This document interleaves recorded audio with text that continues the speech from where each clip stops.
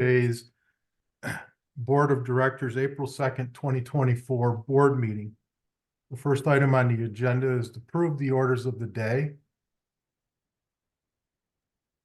Do we have any corrections or additions? Rachel? As we noted earlier, I'm withdrawing number 12, registration rule proposal. Okay, thank you. Any other additions or corrections?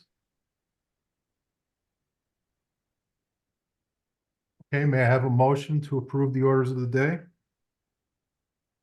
So move. Kenny, thank you. May I have a second? I'll second. I think it was Carol. Yes. Okay, thank you, Carol.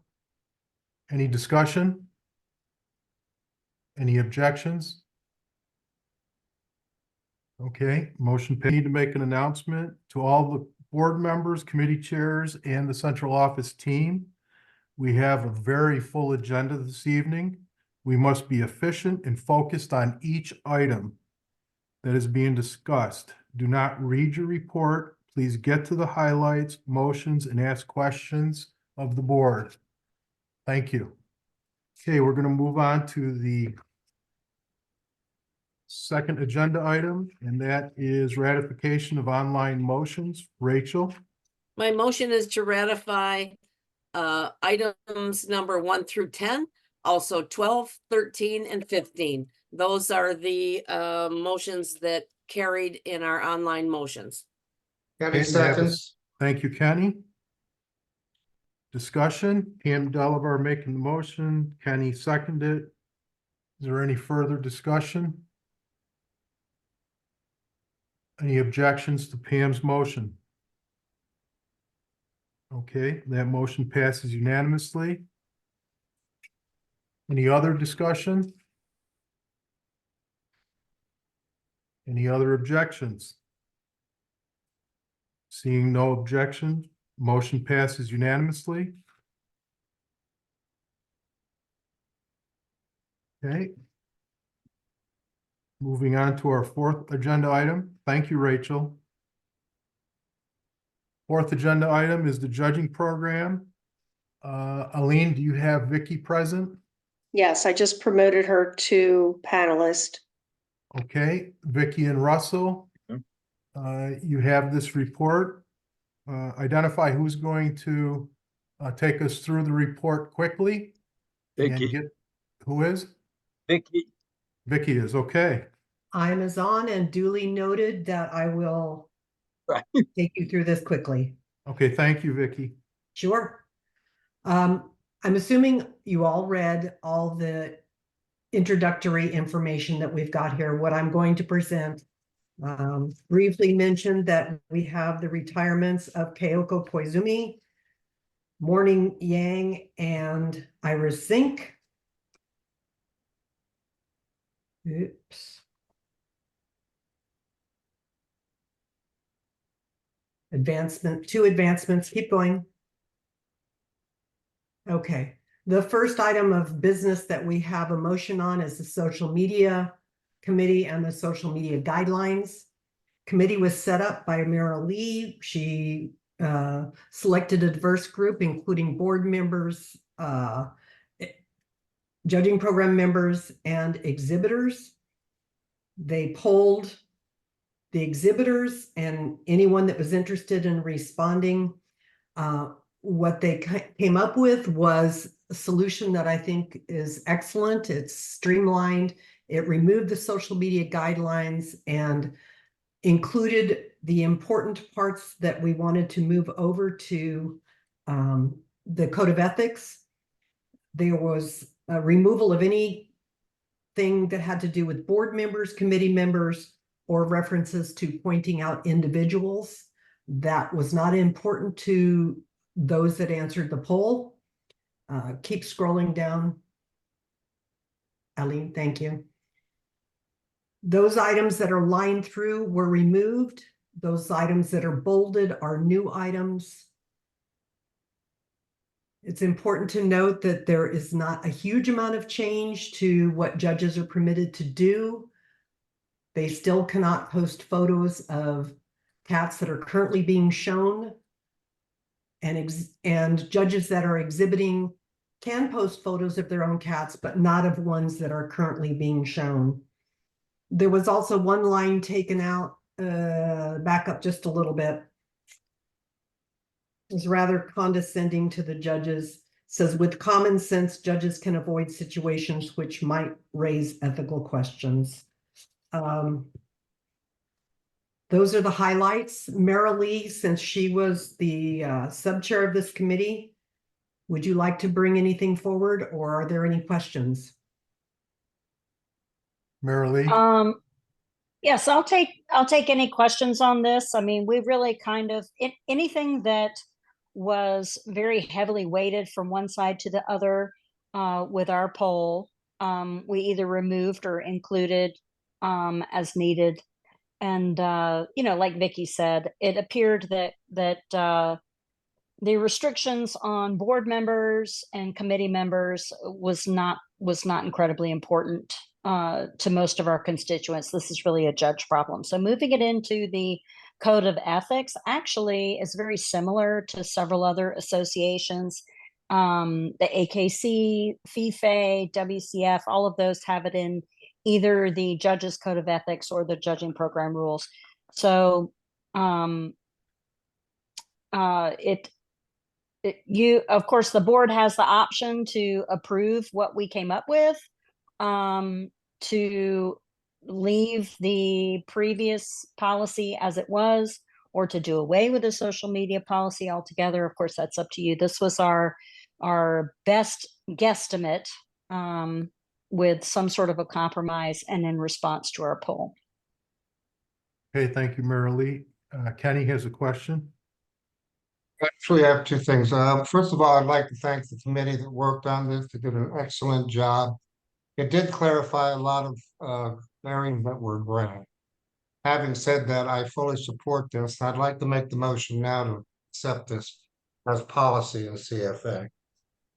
Okay, Kenny, you jumped ahead of me a little bit here. I was going to ask Russell, are you a standing motion on all the motions under the judging program? Yes. Okay, Mary Lee, do you want to second this motion since you were the primary driver behind it? Sure, I'll second it. Okay. Kenny, I'm going to accept Russell as a standing motion as co-chair of the program. No, I understand. You're the president, and that makes sense. Okay. Thank you, Kenny. Does anybody else have any additional questions for Mary Lee? Mike Shelton, I see you are part of this committee. Do you have any comments? No, I think Mary Lee covered it pretty well. Okay. Pam Delabar, you are also part of the committee. Do you have any comments?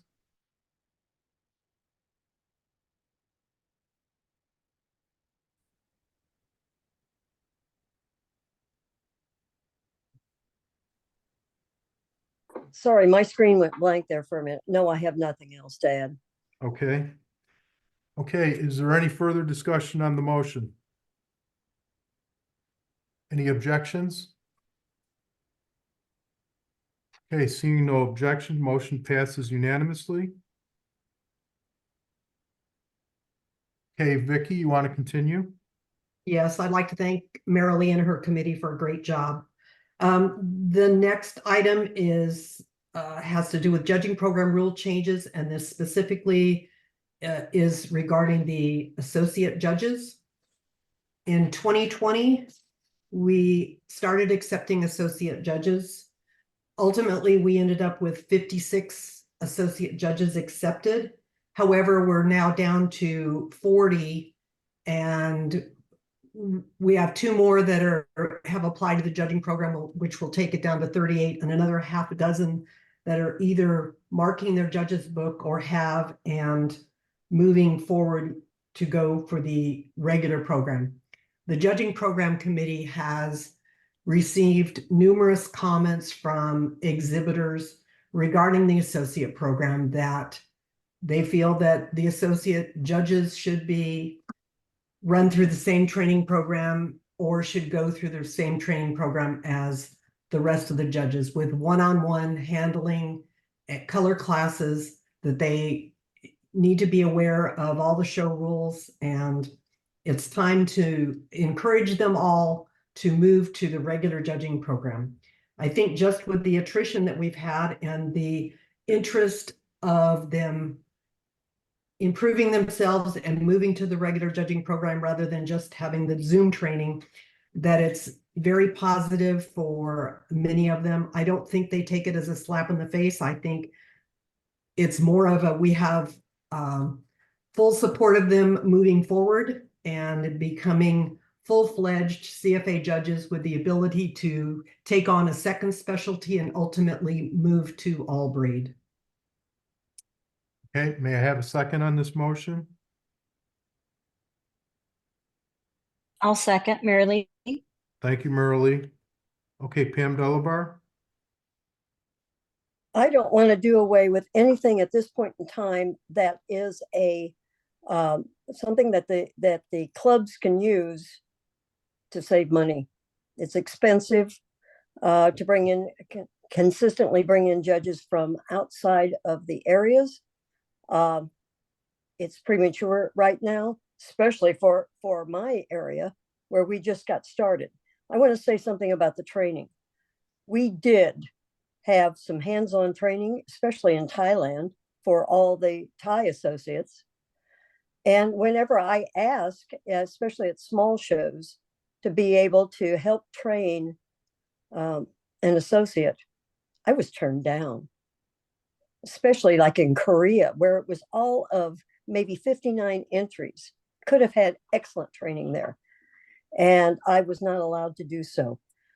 So I took my time the following day and did training on my own.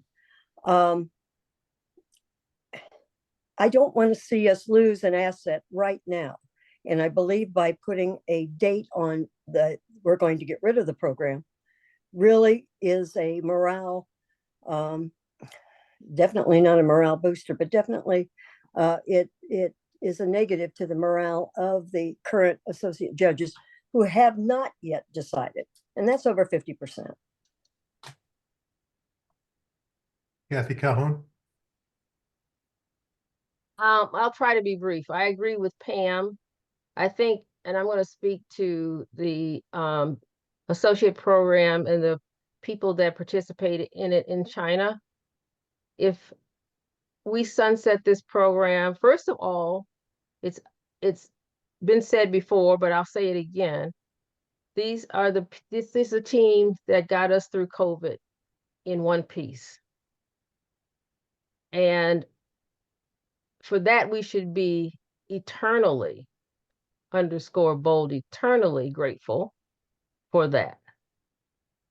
With rising costs of airfares, it is increasingly difficult for clubs throughout the ID to put on shows if they have to bring in judges from other parts of the world, be in US, Europe, whatever. It is cost prohibitive. And these people that have served us as associates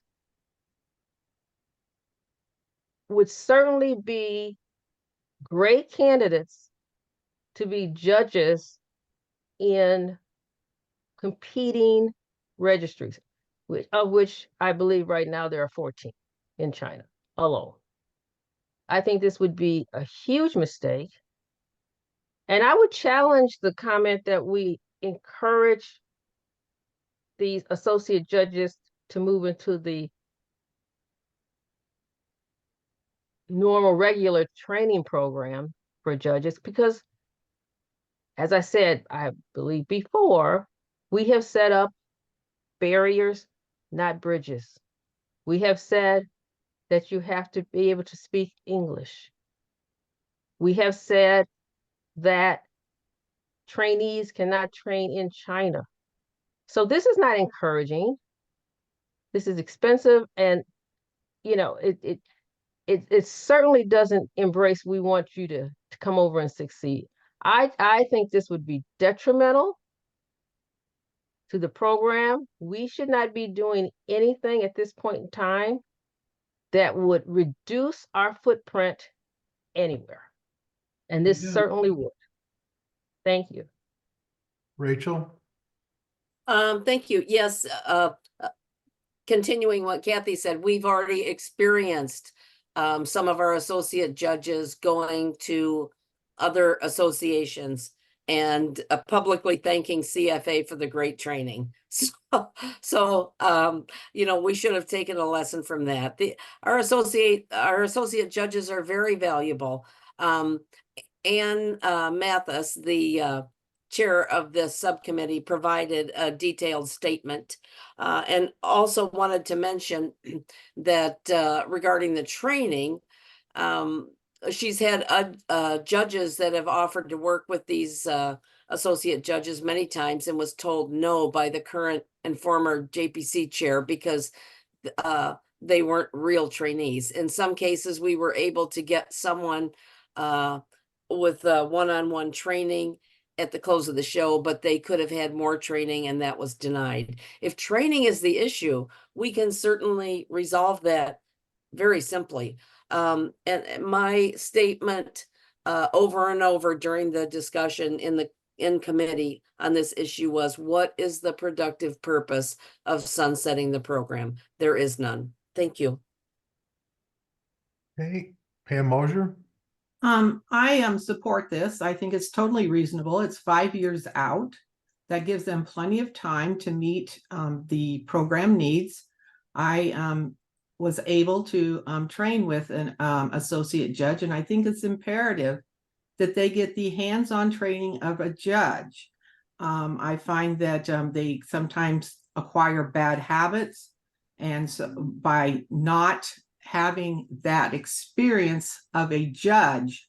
So I think that it's totally reasonable. This is 5 years out. So they can, you know, within that time, they can become, you know, at least have their application in to become a judge. Kenny? Yeah, I just had a quick question for Vicky. Was the judging program committee, was this a unanimous decision or was it split? It was split. It was, I don't need a number. I just wanted to know. Thank well, you. it wasn't close. Marilee? Yes, so when we discuss this, of course, this is a charged situation because we've got variable people in this program, people who are 100% committed to CFA and judge every chance they can get, people who have never actually judged a show in the program, people who have dropped out of the program, and people who love it so much that they're applying to the regular program. So of course, we've got the entire gambit of people in this program, and I do think that at least my original impression was that this was never a program that was going to be something that would take the place of a CFA judge, that this was a placeholder, and we didn't really have a good sense of where it would go in the end. And now that COVID restrictions are gone, here we are wondering, what are we going to do? And I think 5 years, I mean, this is kind of what the judging program committee discussion was. There's some people that are near and dear to our hearts in this program that have helped us and continue to help us. And but 5 years is quite a long time. We're not sunsetting the program right now. 5 years is quite a long time for these people to gather the requirements necessary to just apply for the program. And I think for some of those, if they need an extra year or two, we could make exceptions, you know, as that's needed. I don't want to say these are not invaluable people, because there are some that absolutely are near and dear and valuable to us. So we don't want to lose those people. I don't think we will, because most of those are pretty married to us. as we are to them. So hopefully they can, and I think most of them are, gathering their requirements for the program and will be a part of our esteemed judging panel. Okay, Kathy Cahoon. I have a question. When we started the associate judges program, were these people told that they were just a stopgap to get us through COVID? Well, And that's a simple yes or no. okay. Rachel, do you know the answer to that question? I know you have your hand up. I do. Okay, go ahead. There was no thought at that time about a time limit. That really wasn't a consideration. So I don't think it was an intentional thing that we kept it open. It just, we were looking at an immediate solution, which we got. Okay. And Rachel, did you have your hand up for another reason? No, but I did want to mention that in Anne's explanation regarding putting the requirements together, some of the requirements that these people are putting together is learning English. So that is not a small requirement. My biggest concern is, what do we do the next time we're faced a similar situation that caused us to have the associate program in the first place? What do we do? Do we ask these people, oh, we need you again, can you come back? I don't think that's going to fly. It does no harm keeping this program going. As Marilee pointed out, they're very dear to us. And Kathy pointed out, they helped us in a pinch. I'm totally supporting continuation of this program with no sunset date. Thank you. Okay. Russell, do you have any comments?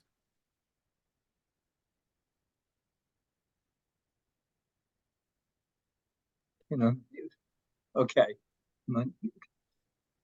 Well, my decision is to support this program. I think, they're doing a good job. They're dedicated, most of them. And I think eventually they will go into the program. And if we do cut it off in 5 years, I think some of them can't make it. They don't have the money to, at this point, I spoke to a few of them, to stop in 5 years. I think it's unfair to them. That's my comment. Okay. Daryl? So I have a question. Are we going to be accepting new applicants as associate judges? Vicky and Russell, do you want to address that question? Either one.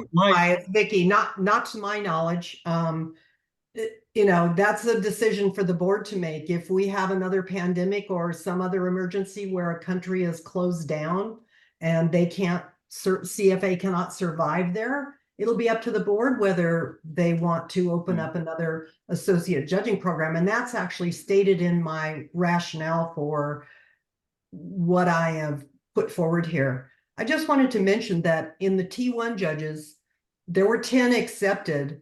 We're down to 7, and of those 7, 3 of them have not judged for a year.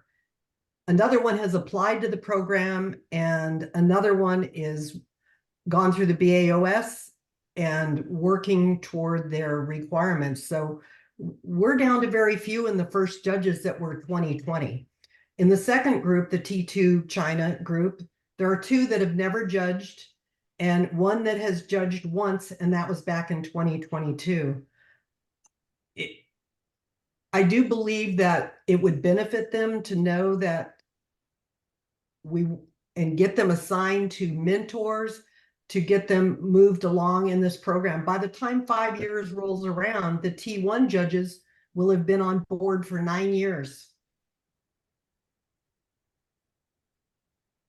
Okay, Pam Delabar. This is not just a pandemic program. It has now become one that is economic and helps clubs. This is what we're supposed to be doing, is help the clubs put on shows to promote CFA. And it's just another resource for our clubs at this point in time. Kathy Cajon? Yeah, I agree with Pam at that point that this is an economic necessity. And the data that Vicky just ran through only proves the point that organically, people who are not really committed will either not get assignments because of their talent or will no longer participate. Those who are talented and who are getting assignments would organically want to become Aubrey judges. There is no need for the program to sunset to make this happen. Thank Hey, you. I have a couple questions. I'm going to start with Matthew. Matthew, if this motion was to pass, does this create a hardship where we see associate judges resigning from the program? I think, thanks, Rich. I think if this set out definitely for the community in ID, yeah, there will be hard feelings, definitely, especially in China. And more importantly, especially looking at the show schedule in April, is we don't have enough judges right now. I hear Vicky said it's 5 years, but these associate judges are extremely valuable resources and pool of standby that we could make use of in April. And we see the overall demography in the judges in Japan and in US. I think as Palm and Rachel and Kathy Calhoun said, there's no need to sunset this and making an announcement. Eventually, the best will stay, and some of them will be fading. But sorry, answer your question again. Yes, it will create a very hard feelings among those who have been working hard for us, and I think among a lot of the clubs as well, because the AJs are very useful. Thank you. Okay, Pam Delabar, same question to you. I'm sorry, I was writing some notes down. What was your question, Rich? If this motion was to pass, will it create a hardship for your associate judges in Region 9? Will they decide to resign? I honestly do not know. I just know that they consider it, sort of a slap in the face now that they're just getting started, and our clubs are using them. I have one more that needs to come forward, but as I said, this is a resource for the clubs, and ours has been so far very well received. Okay, Russell, I need clarification from you. Are you in support of this motion, or are you in support of continuing the program as is and not have a sunset? I'm in support of continuing the program as is. As is. So you're not in support of the motion? No. Okay, thank you for clarifying that. Question to Russell and Vicky. Yes. Is by chance the training requirement not to be done in China and also the requirement to speak English creating a bit of a hardship in trying to get the associate judges into the CFA training, the CFA regular judging program?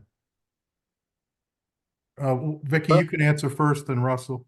Well, after the T1 judges, the requirements that Anne wrote were that all judges they needed to speak English. So apparently there were several of them that applied that didn't actually speak English. And we've been told that several of them are learning English and most of them that I have talked to, and I've actually had phone conversations with some of these people, not just text messaging. They speak well enough to get through the training program. I don't expect for them to hold a long conversation about anything, but get through a training in the ring. So speaking English was something that has always been required. Regarding the training of them, they turned them down for training before, for actual color class training, before I came on as co-chair. Now we're at the position, if we offer training, we should really offer it to everyone.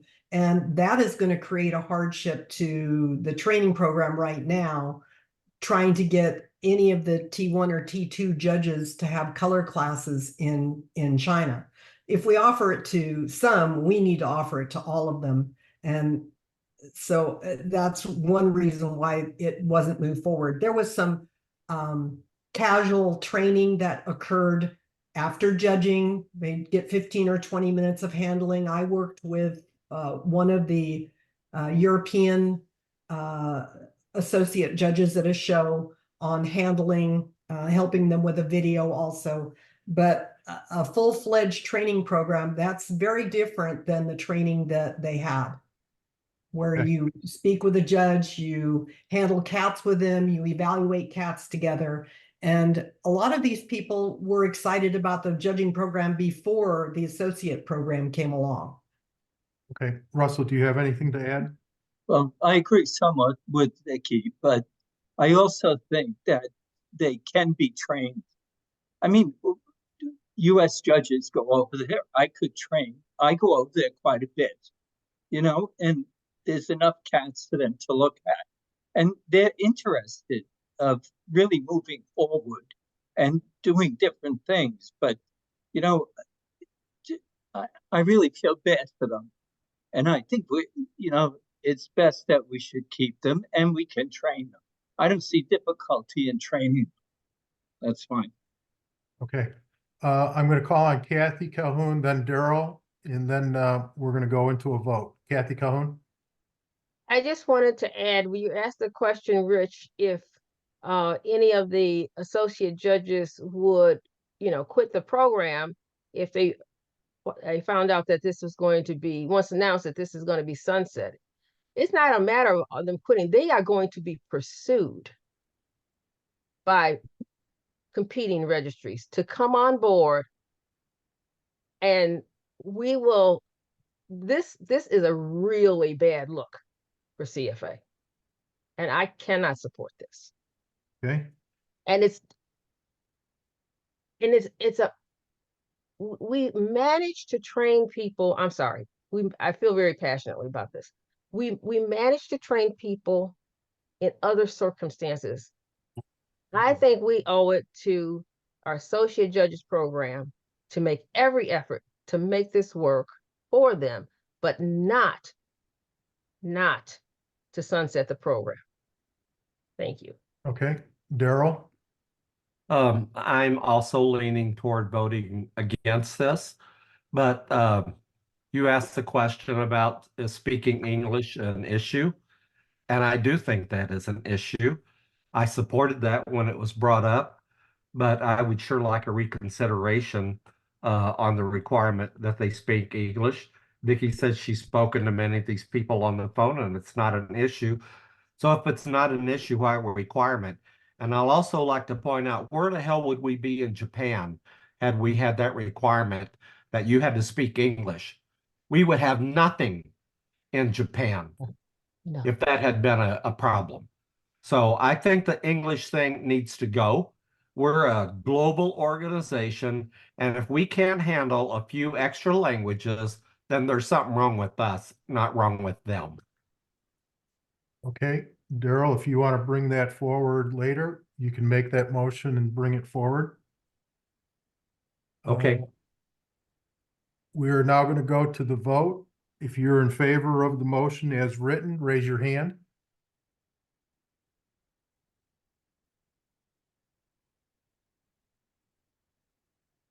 Pam Mosier, Mary Lee, Mike. Lower your hands. If you're opposed, raise your hand. Kathy Calhoun, Rachel, Carol, Kenny, Russell, Yukiko. Pam Delabar, Kathy Dunham, Daryl, Paula, Polly, and John. Lower your hands. Any abstentions? I see no abstentions. Rachel, please call the vote.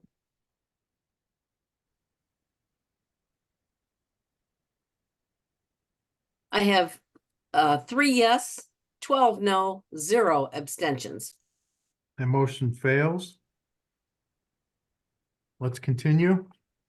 Okay, the next item of business here is council membership requirement for the breeder applicant into the judging program.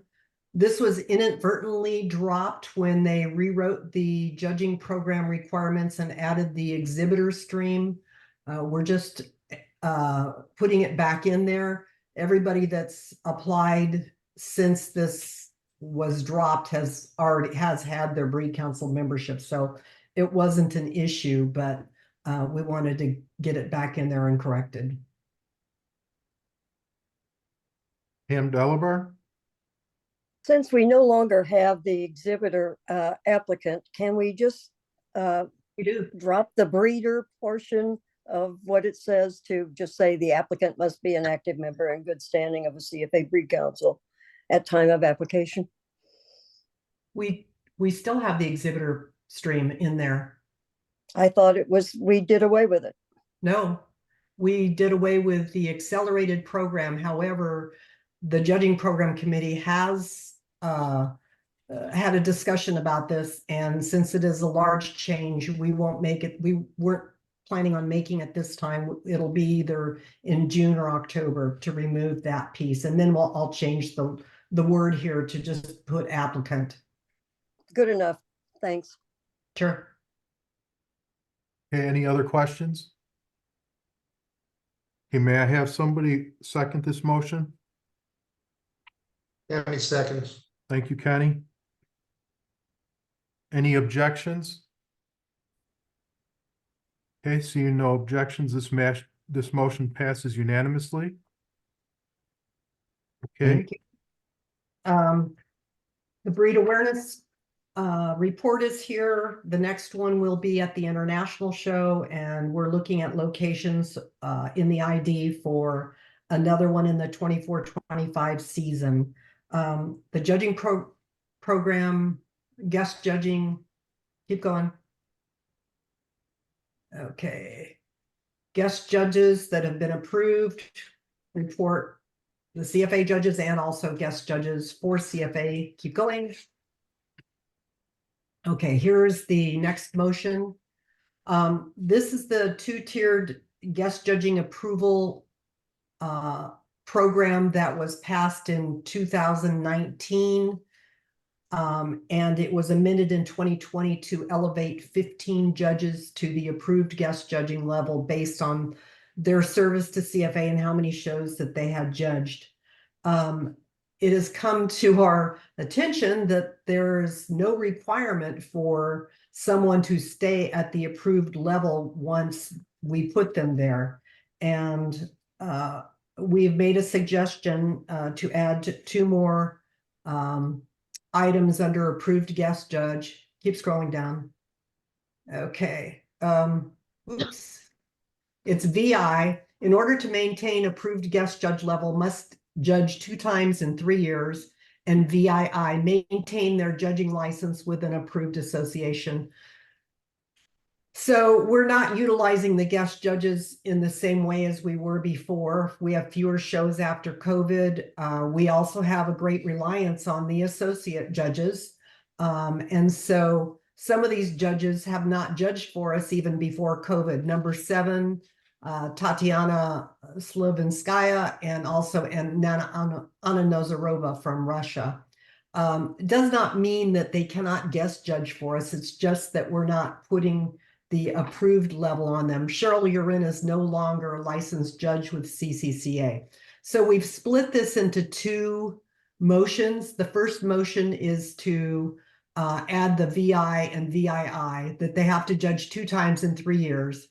And then because we have a reliance on their familiarity with our show rules and the standards and any changes that have been made. And if they're not judging, you know, the benefit of being an approved guest judge is that they can judge 10 times a year and that they don't require guest judging approval 60 days beforehand, nor do they get an evaluation. So we would like them to follow under the regular guest judge and not an approved guest judge, because if they've not judged that much, we would like to have evaluations and the benefit of approving them when they come through.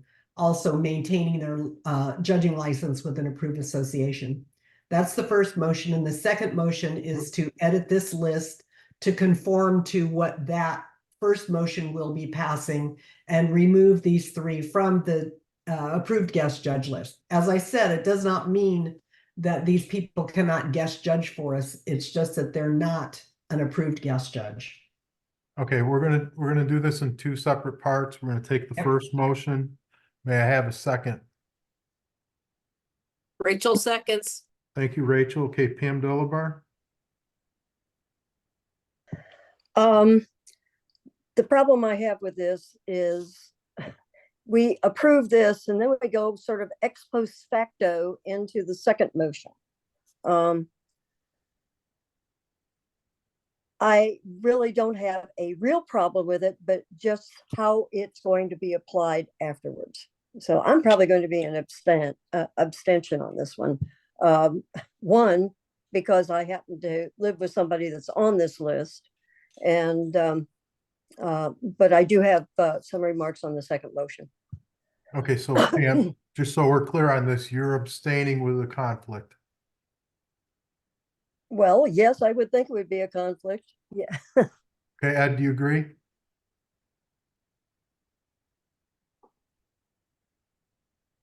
Yes, I do. Sorry. Okay, thank you. Okay, are there any other questions on the first motion?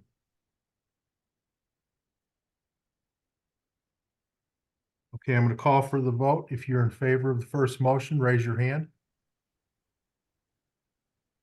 Rachel, Kenny, Carol, Mike, Polly, Marilee, Russell, Kathy Dunham, Kathy Calhoun, John, Yokiko, Pam Mosier, Daryl, Paula.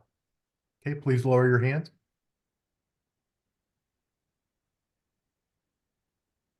If you're opposed, raise your hand. If you're an abstention, raise your hand. Pam Delabar. Okay, lower your hand, Pam. Rachel? That's 14 yes, 0 no, 1 abstention with conflict. Okay, motion passes. Okay, now we're on to the second motion. Are there any questions or comments? Pam Delabar. Cheryl Uren will never leave a hospital bed, but she has been a strong supporter of CFA, a guest judge for us several times. I would like to see possibly a letter written to her to express, you know, one that we're sorry that she can no longer, you know, guest judge for us, and you know, instead of dismissing her because we have these new laws. Now I'm going to say one thing about Tatiana and Anna. Tatiana is from the Ukraine. Anna is from Russia. We have had no shows in the Ukraine where Tatiana, what she has judged in other parts of Europe, but basically that's where she was a guest judge. And we hopefully will have a show in Ukraine in November. But Anna, we've only had 2 4-ring shows in Russia, which means we could only have 2 guest judges. I don't want to lose these people as resources for the guest judging program, when in fact, the reason that they have not judged is due to a war within Europe. Vicky, Yeah, did I hear you correctly that the motion is to just remove these judges from the list, but yet they are still? yes. They're Okay, still they still can be guest judges. And the second motion really isn't required because the first motion makes it to where they're not approved guest judges any longer. I just put it in here to make everyone aware. And another item, Tatiana Slovinskaya, she did most of her judging in China. And CCCA has removed Cheryl Urin from their list of judges. So, I mean, this is housekeeping cleanup. I mean, it's not a slap in their face. It's a benefit to them because when they do get a guest judging assignment, they get sent an email with the links to our show rules and all the other requirements. Plus, they get an evaluation and coaching to the club to provide them with their best clerk so that they can get through this. They can still guest judge for us, except for Cheryl Urin because she doesn't hold a license anymore. She's in the Okay. hospital. Yes, Kenny? I understand she is. I've talked to Rod. And Okay, we understand. Kenny? Vicky, would you consider just pulling this motion? sure, we can pull that one and then I can just edit this list myself. Because motion one has passed already, and that means that Tatiana and Anna are no longer approved guest judge. I'd like to make a motion to withdraw the second motion. Carol seconds. Okay. All right, before we do that, Ed, would you agree? Is the second motion even necessary? It is not necessary, and since Okay. Russell has a standing motion, he should be the one to withdraw it. Okay, Russell? Okay, I'll withdraw that motion. Rachel, do you agree since you were a second? I was not a second. The second motion had not been seconded. My motion was just on motion number one. Oh, very good. Thank you. We don't even have a second. We have a motion, but we don't have a second. Okay, and Russell It'll withdrew just it. die. Very good. Okay. Pam Delabar. I am not in favor of ex post facto type of actions within CFA. Well, let's pass something, one thing. Now we can go do this. I am just actually amazed that we would right now remove two people who are affected by something that is way above and beyond their control. And I understand about Cheryl. I mean, yes, we all know, but it's a problem. Okay, let's try and get the Cheryl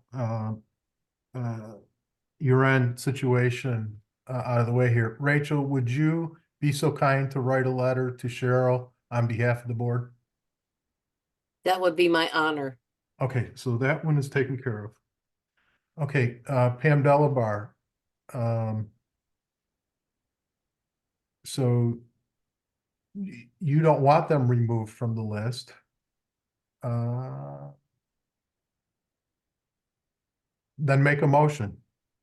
And So if it, you've got a couple of motions on the floor right now, Rich, that need to be resolved before I can make a motion. well, no, I don't have anything on the floor because Russell withdrew the motion. We don't need Kenny's motion to withdraw. Ed Raymond?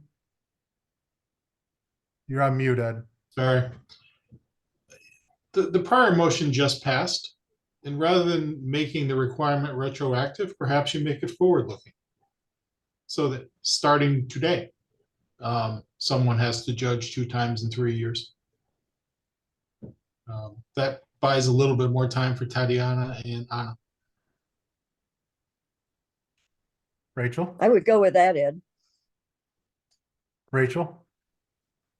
I don't see an effective date on the first one, and our judging program rules are considered effective as soon as they're published. So, in that context, perhaps the second one would be ex post facto, but facto, but I think we can just leave it as is, except for removing Cheryl.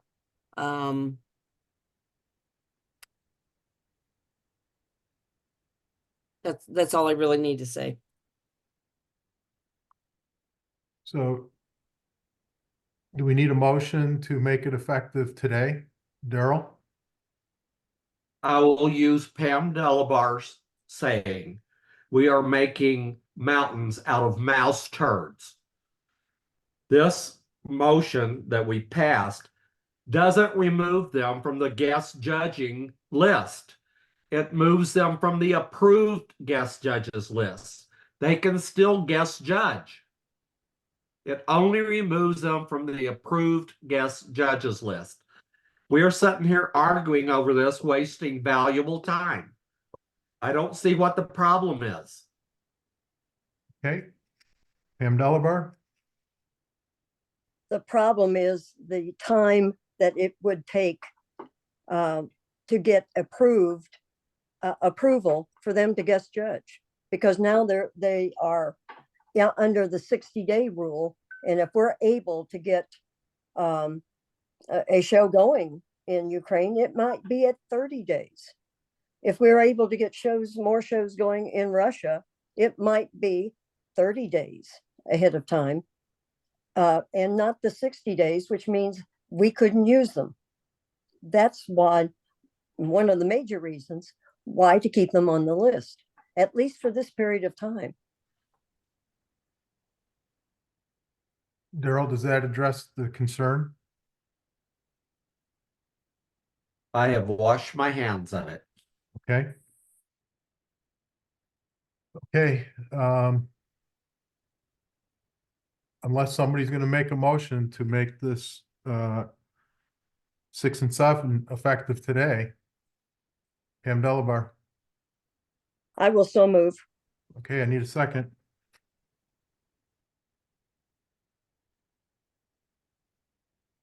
Kenny will second. Okay, Kenny, thank you. I think we've discussed it enough. All those in Ed Raymond? I just want to suggest that you make the motion to make it effective prospectively as opposed to effective today. It can be interpreted differently. Now, Okay, be specific.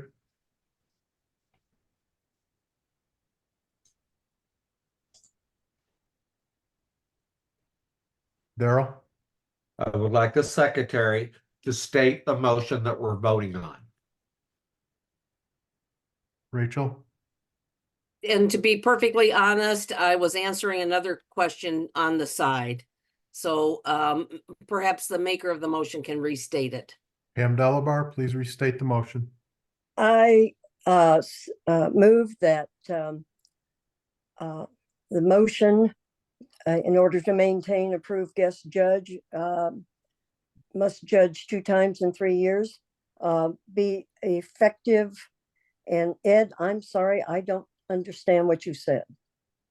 You want it to be effective prospectively, What is prospectively? How are you applying that? that the period of 3 years starts today. Okay. I will move that in order to maintain approved guest judge, I guess would be status, they must judge 2 times in 3 years prospectively. Kenny Effective agrees. prospectively. Kenny agrees. Okay, thank you, Kenny. Marilee, you had your hand up. Sorry, yeah, I just wasn't really sure on the prospective part, because what's the purpose of passing the first motion if we're not going to stand by those rules? So we're saying those rules start, it's like a reset of the timeline starting today. Is that what we're voting on? Ed, is that correct? That is correct. Okay, thank you. Somebody else had their hand up. Was it Carol? No? Okay. Vicky? Yes, may I ask, I would like to word that must judge 2 times in 3 years, beginning 4/2/2024. Nobody's going to know what prospectively is, and I'm going to get questions on that. Does that accomplish the same? Do you need prospectively before 4/2/2024? Nope, the change that's being proposed is fine. Pam Delabar, do you accept? Yes. Kenny, do you accept? Yes, Okay, I'm going to call for the vote. If you're in favor of this, raise your hand. Pam Delabar, Paula, Marilee, Kenny, Polly, Russell, Rachel, Mike, Kathy Dunham, Yokiko, Carol, John, Kathy. Calhoun, lower your hands. If you're opposed, raise your hand. Daryl and Pam Mosier. And if you're an abstention, raise your hand. No abstentions. Rachel? That is 13 yes, 2 no, 0 abstentions. Okay, motion passes unanimous, or motion passes, not unanimously, passes. Okay, Vicky, what else do you have? That's it for open session. Okay, thank you to everybody on your committee and special thank you to those that participated in the questionnaire on the social media. Daryl? May I bring up a reconsideration of having to speak English as a requirement? Yes, present your motion. That's it. I have Kenny will second, Kenny seconds. Okay, just a reminder to the board, this is not a pre-notice motion. It will require 2/3. Is there any discussion? Kathy Calhoun? I think that I will be supporting this motion made by Daryl. I feel that we have managed to train and produce quality judges in Japan. We have used interpreters where needed. We don't have any requirement for a judge that comes in, let's say from the United States, to judge in China, to be able to speak the language to communicate with the individuals. We don't do that. I think that this, if in fact we want to truly embrace being global, if we want to truly embrace inclusion, then requiring judges that are native to a certain country to speak a foreign language flies in the face of that. Thank you. Okay, Rachel? As a point of order, are we discussing the motion to reconsider, or are we discussing removing English as a requirement?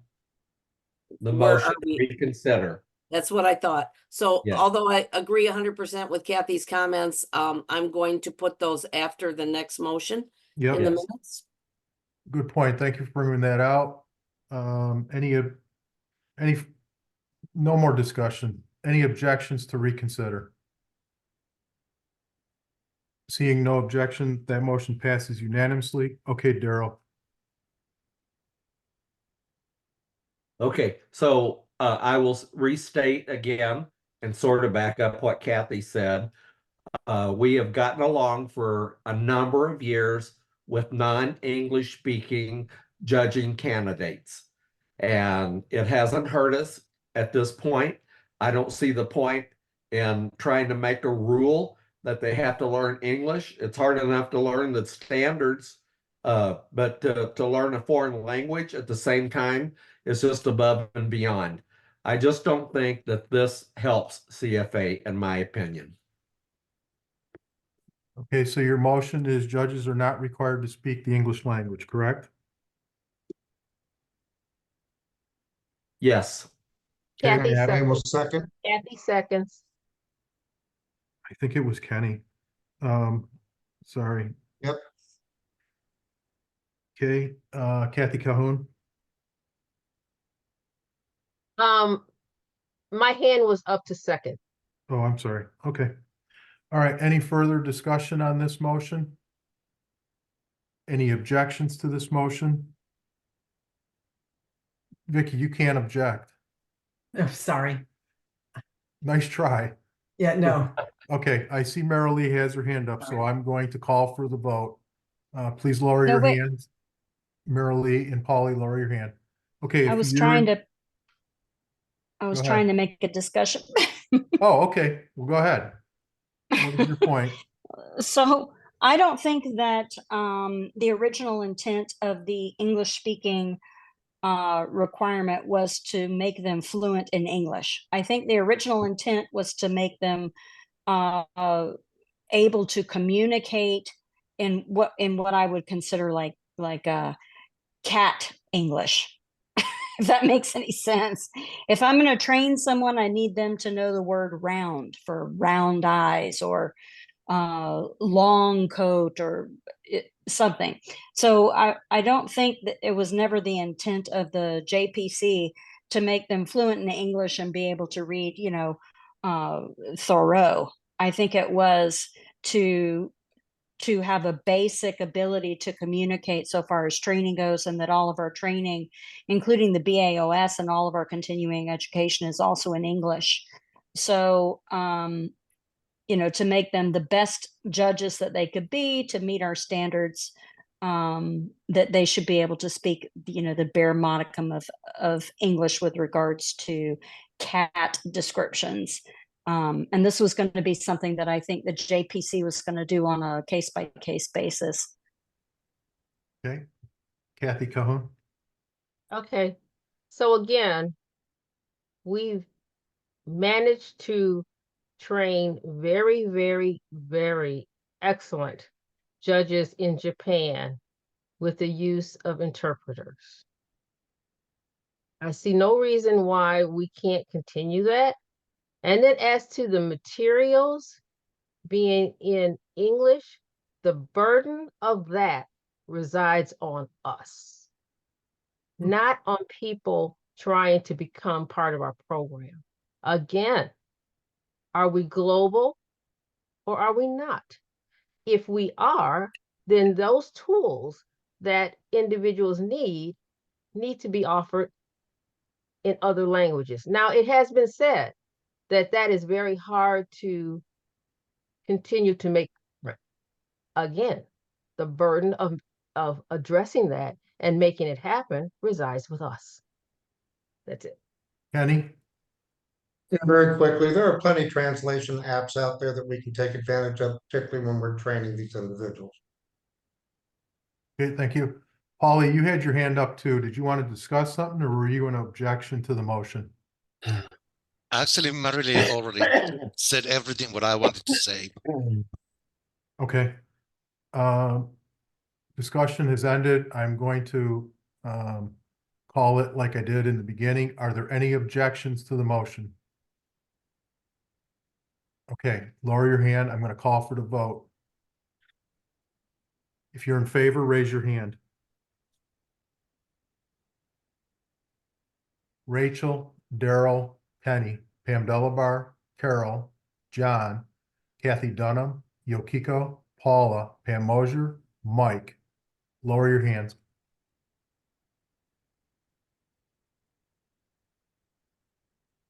If you're opposed, raise your hand. Russell, Marilee, Pauly. If you're an abstention, raise your hand.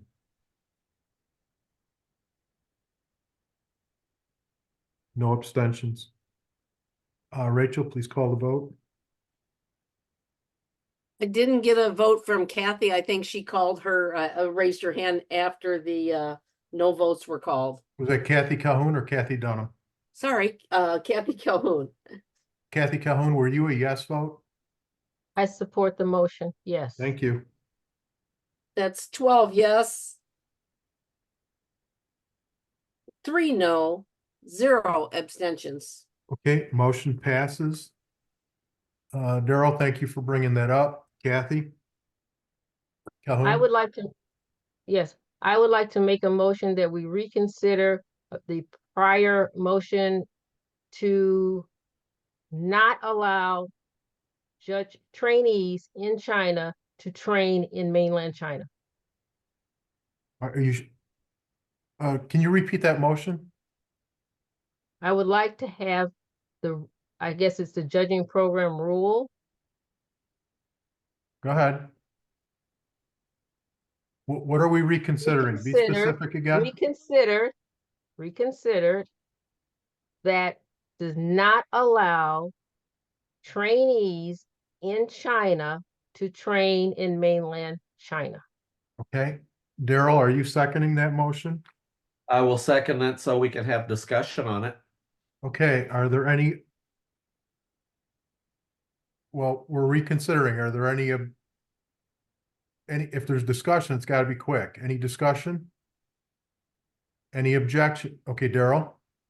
Well, I want to know, is the NGO issue been resolved? That was why this, I think, was brought up, because when we tried to have trainees in China, there was all kinds of objections that the NGO wasn't notified, it wasn't approved, blah, blah, blah. And we all know what the bottom line was. It was one team objecting to the other team's trainees. So I am not going to support this unless I have a clear understanding that the NGO process has been resolved. Okay, Kathy Calhoun? It is my understanding that the issue with a specific trainee was based on their employment, whether or not it would put the NGOs in jeopardy. That being said, I have a problem with punishing everyone for the potential wrongdoings of a group. I think that we should address the perpetrators, but not punish every single person who had absolutely nothing to do with this in China that we just said we encourage to go into the regular program, but you cannot do it at home. So Kathy, just a simple yes or no, is the specific to Daryl's question, is the NGO issue not an issue for doing training in China? The NGO issue was based on an individual's employment. I don't think it would be wise to go into that exactly, but I think most of the people on the board know. And that was the basis for that individual not being suspect. Now, do we have sanctions and groups in China? Of course we do. Can we address that? Of course we can. But I'm going to say that should be done on a case-by-case basis, and it should be brought to the IT committee to do it. So when someone rejects an individual, we should address that. But to paint everybody with the same brush is inappropriate. And we, especially when we're saying we're trying to encourage people to go into the regular program. Okay. Marilee? Yes, of course, I don't have primary knowledge of this, but secondary knowledge from judges that have been judging over there say the NGO, we're still having some significant issues over there. And we've discussed some interesting ideas on how that might be resolved. But so I don't think the direct answer to Daryl's question is an affirmative. I think it's still probably a negative.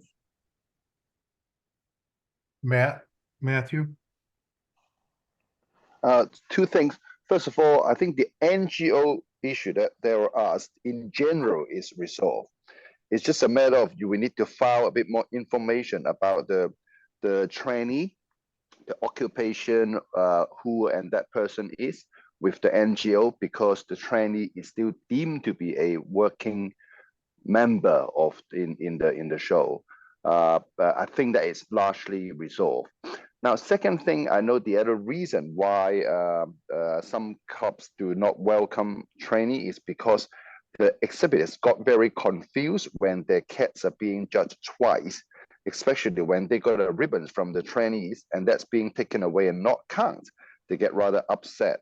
But I personally think that's something that is happening in every single jurisdiction where we have trainees, and we shouldn't make China the exception. And the audience should be educated rather than just say, okay, because the audience couldn't understand the whole training process, so we stop all the training in China completely. So I think we should allow trainees to be trained in China. Thank you. Daryl? Well, as Marilee said, I don't think the NGO issue is completely resolved, and I won't support overturning the lack of training of people in China. I would like for them to, but I can tell you right now, if you think that both sides are going to allow training, you're sadly mistaken. It is not going to happen. This is all a power play on the part of one person over there. And if I thought that you guys could sit down and talk some sense into this person, then I would change my mind. But I just don't think it's going to happen. Pam Delabar? I guess I'm a little confused because in a week and a half, I have a trainee in China.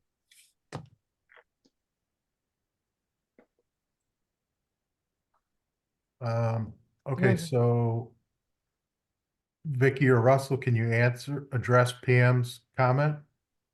Yes, the requirement was for first specialty applicants, and the trainee that Pam has is someone who is already a judge, going to be judging for that show and training on the second day.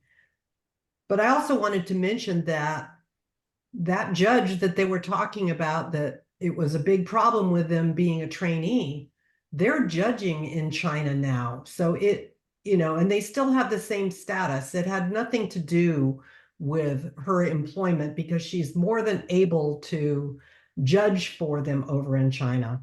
Part of the problem is that they don't license their shows, but until like a week or two before when they're going to happen, it's impossible for us to even find out who the show manager is, to get approval for a trainee to work over there, and get a trainee set up there based on the fact that we don't have a time window to do it in. Okay, Kathy Calhoun, I saw you had your hand up and you took it down. Did you have any further comments at this time? Yeah, I do. I do. So we have had trainees in China. This individual trained in China earlier in the season, and the issue around employment surfaced. And if you read what's on the employer's website, it would be of concern. As to what Marilee said, I'm not sure if the second party or whatever hearsay is all about problems with trainees. We have problems that we have had in China. We just recently had a problem, but that problem had nothing to do with a trainee. That was a completely different issue. So I just don't think that we should mix up what we're talking about. We're talking about penalizing an entire group of people that we just said in the JA discussion that we wanted to encourage. So saying that you cannot train in your home country is certainly not encouraging. Okay, thank you. Before I go any further and call on Daryl, I just want to remind the board, if we're going to go down a path of discussing issues in China, I prefer we do it in closed session. Let's stick to the reconsideration of what's being discussed here, and we either get to reconsider or we don't get to reconsider. Okay, Daryl? I think we've exhausted debate. How about we just vote on the reconsideration? I agree. All those in favor to reconsider, raise your hand. Kathy Calhoun, Pam Delabar, John Kalila, Kathy Dunham, Yokiko, Paula. Lower your hand. If you're opposed, raise your hand.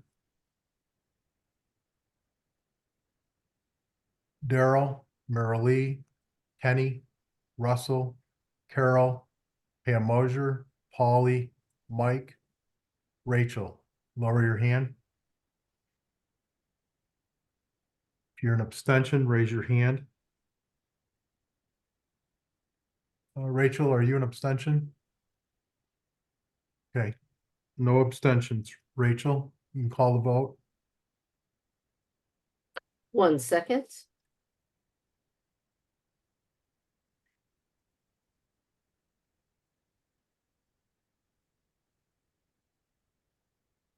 Okay.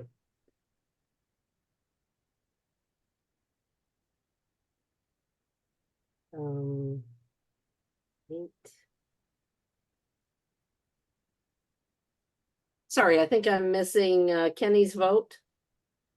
Kenny? What was your vote? No. Thank you. That's 6 yes, 9 no, 0 abstentions. Okay, motion fails. Vicky Russell and any other board members, do we have anything else for the judging program? No. Okay, very good. Thank you, Vicky, Russell, and all your committee members. We're going to move on to the next agenda item, and that is Me, central central office. office, right? Mhm. Aline? Okay, hopefully this will be short. We are asking that we no longer charge for category reports because they can be provided live on an eCat account. With the new release, of course, it would be only to the owner or co-owner of that category. They generate very little income. There was $350 within the past 12 months. And they're a wonderful resource for category owners to monitor activity of their category name, especially for any suspicious or fraudulent activity. So my motion, and also Annette Wilson is in support of this change because it would now mean that free council members don't receive this as a part of their membership, a free CAD report. It will be available to everyone. So my action item would be to provide CAD reports at no charge to a CAD owner from their eCAD account, effective with release of eCAT 2.0, and cease sending CAD reports to free council members, effective with 2024 memberships. Okay, Rachel seconds. who made the motion? Oh yeah, I can't make it. Oh, sorry. Then Sorry. Rachel so moves. Just read it. Okay, Rachel, thank you. I'll second. All right, thank you. Any discussion? Kathy Calhoun?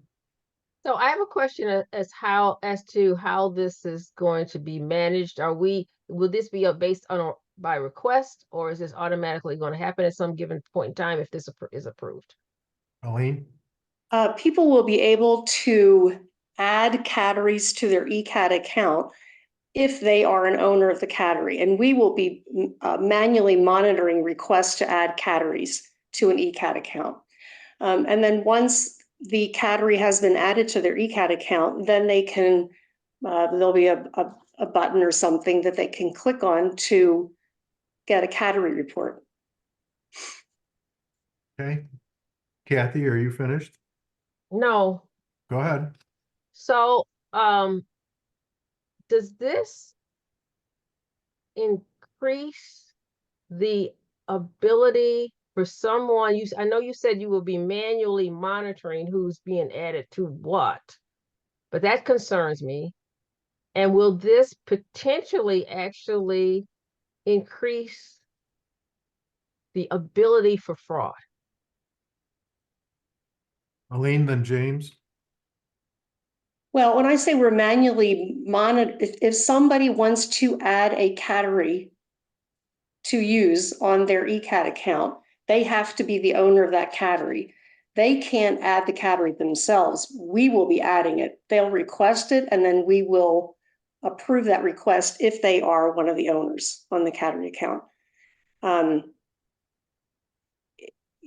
I don't see where it's going to increase the opportunity for fraud. I mean, we already are providing free category reports to BRE Council members. So it's really Right. no different than what we're already doing. And we're thinking that it will help reduce fraud because category owners will now have an opportunity to easily review whatever activities on their category. Hey, James, any comments? No, Alan pretty much hit it on the head. The ECAT 2.0, we're locking down a lot of things. One of them is adding a category to your ECAT account. We're verifying information. They'll be manually reviewed by staff. So not anybody can just add a category to a category account, a category to an ECAT account and run the report. And we see this as helping stop any issues with people gaining information on a category and then nobody knowing about it until 2 years later when they happen to purchase a category report or find it through some other way. Okay. Kathy, are you finished? Yes, I'm sorry. Okay. Any objections to this motion? Seeing no objection, this motion passes unanimously. Thank you. Okay, does anybody have any questions for Aline? Other than what she brought up? Okay, Aline, thank you. There were no questions. Okay. We're gonna move on to club membership. Carol? Yes, my report is very brief. It's strictly to handle a few club resignations that we received early on this year. Normally, I would present them in my regular report in June, but since it came in so early, I did not want to wait that long to put these resignations on record in the minutes. So I'm not going to read my action items. They're up there on the board. I'm going to make a standing motion to accept them. Somebody want to make a standing second?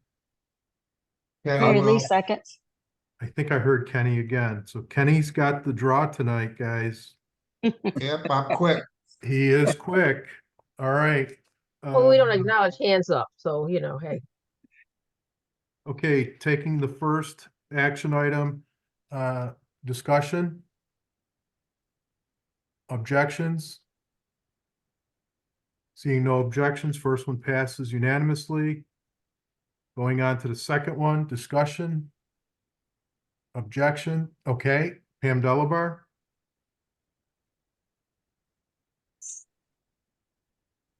Pam Delabar, you're on mute. Sorry about that. I just generally against not allowing the reuse of club names like we have in the past. This is not something new. And I don't see why it would be necessary in this situation. Pam, are you going to object to this when I ask for objections? Yep. Okay. Any other discussion? Okay, all those in favor, please raise your hand. Kenny, Kathy Dunham, John, Pam Mosier, Carol, Paula, Mike, Russell, Yokiko, Kathy Calhoun, Paula, Marilee, please lower your hand.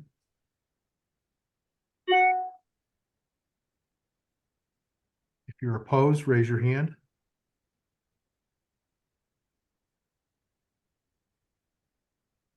Daryl and Pam Delabar? Please lower your hand. And if you're an abstention, raise your hand. No abstentions.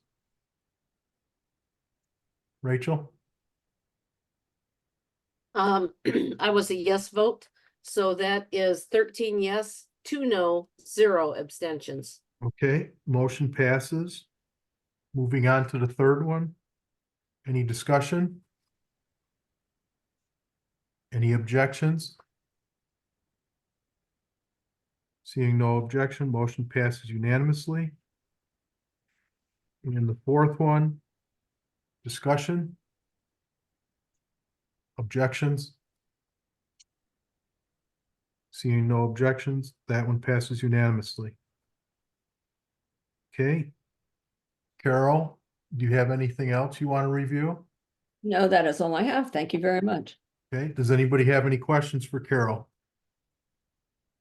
Seeing no questions, thank you, Carol. We're going to move into show rules, which is you and Ed Raymond. Who is taking this? I guess I am. Okay, Before Ed starts, I would like to also make standing motion on these board action items. okay, very good, thank you. Carol, may I have a standing second? Russell seconds. Okay, Russell, thank you. Okay, Ed. Only 2 action items tonight. Hopefully we'll be brief. We discovered that while the show rules were clear about what ribbons to be hung for standard Aubrey rings and OCP rings, there was no mention of what was being hung for super specialty rings, particularly when the question of top 15 came up and how that was determined. We have drafted rules here to lay out how the ribbons are to be hung and making clear that the determination of placements to be awarded is made independently for the long hair and short hair and all breed finals in that ring. So. Okay, very good. Any questions or comments? Marilee? Yes, so this came up, it's actually come up a few times for me where I'm doing a super specialty ring, which would be top 10 long hair, top 10 short hair, and top 10 all breed, but the count becomes high enough to reach the top 15 mark, which for the all breed rings automatically triggers top 5 long hair champions, top 5 short hair champions for a total of and then top 5 all breed for a total of 10 champions. So what this actually does is say that when you have a super specialty, that no longer does the all breed count for the 5 and 5 for the champions. It removes that. So the all breed top 85, top 15, now the way this is written just awards top 5 all breed champions. And then unless the specialty portion of those reach 85, which never happens for the long hair and the short hair separately, that would be an incredible, super amazing count to have 85 for long hairs and 85 for short hairs. But so what essentially we are saying that when you're doing a super specialty ring and your championship counts hit the top 15 mark, that we're actually reducing the number of champions that are going to be awarded, which doesn't really make sense to me when a regular all breed ring would be awarding 5 and 5. I just wanted to make sure everybody knows exactly what we're talking about, because that doesn't make any real sense to me at all.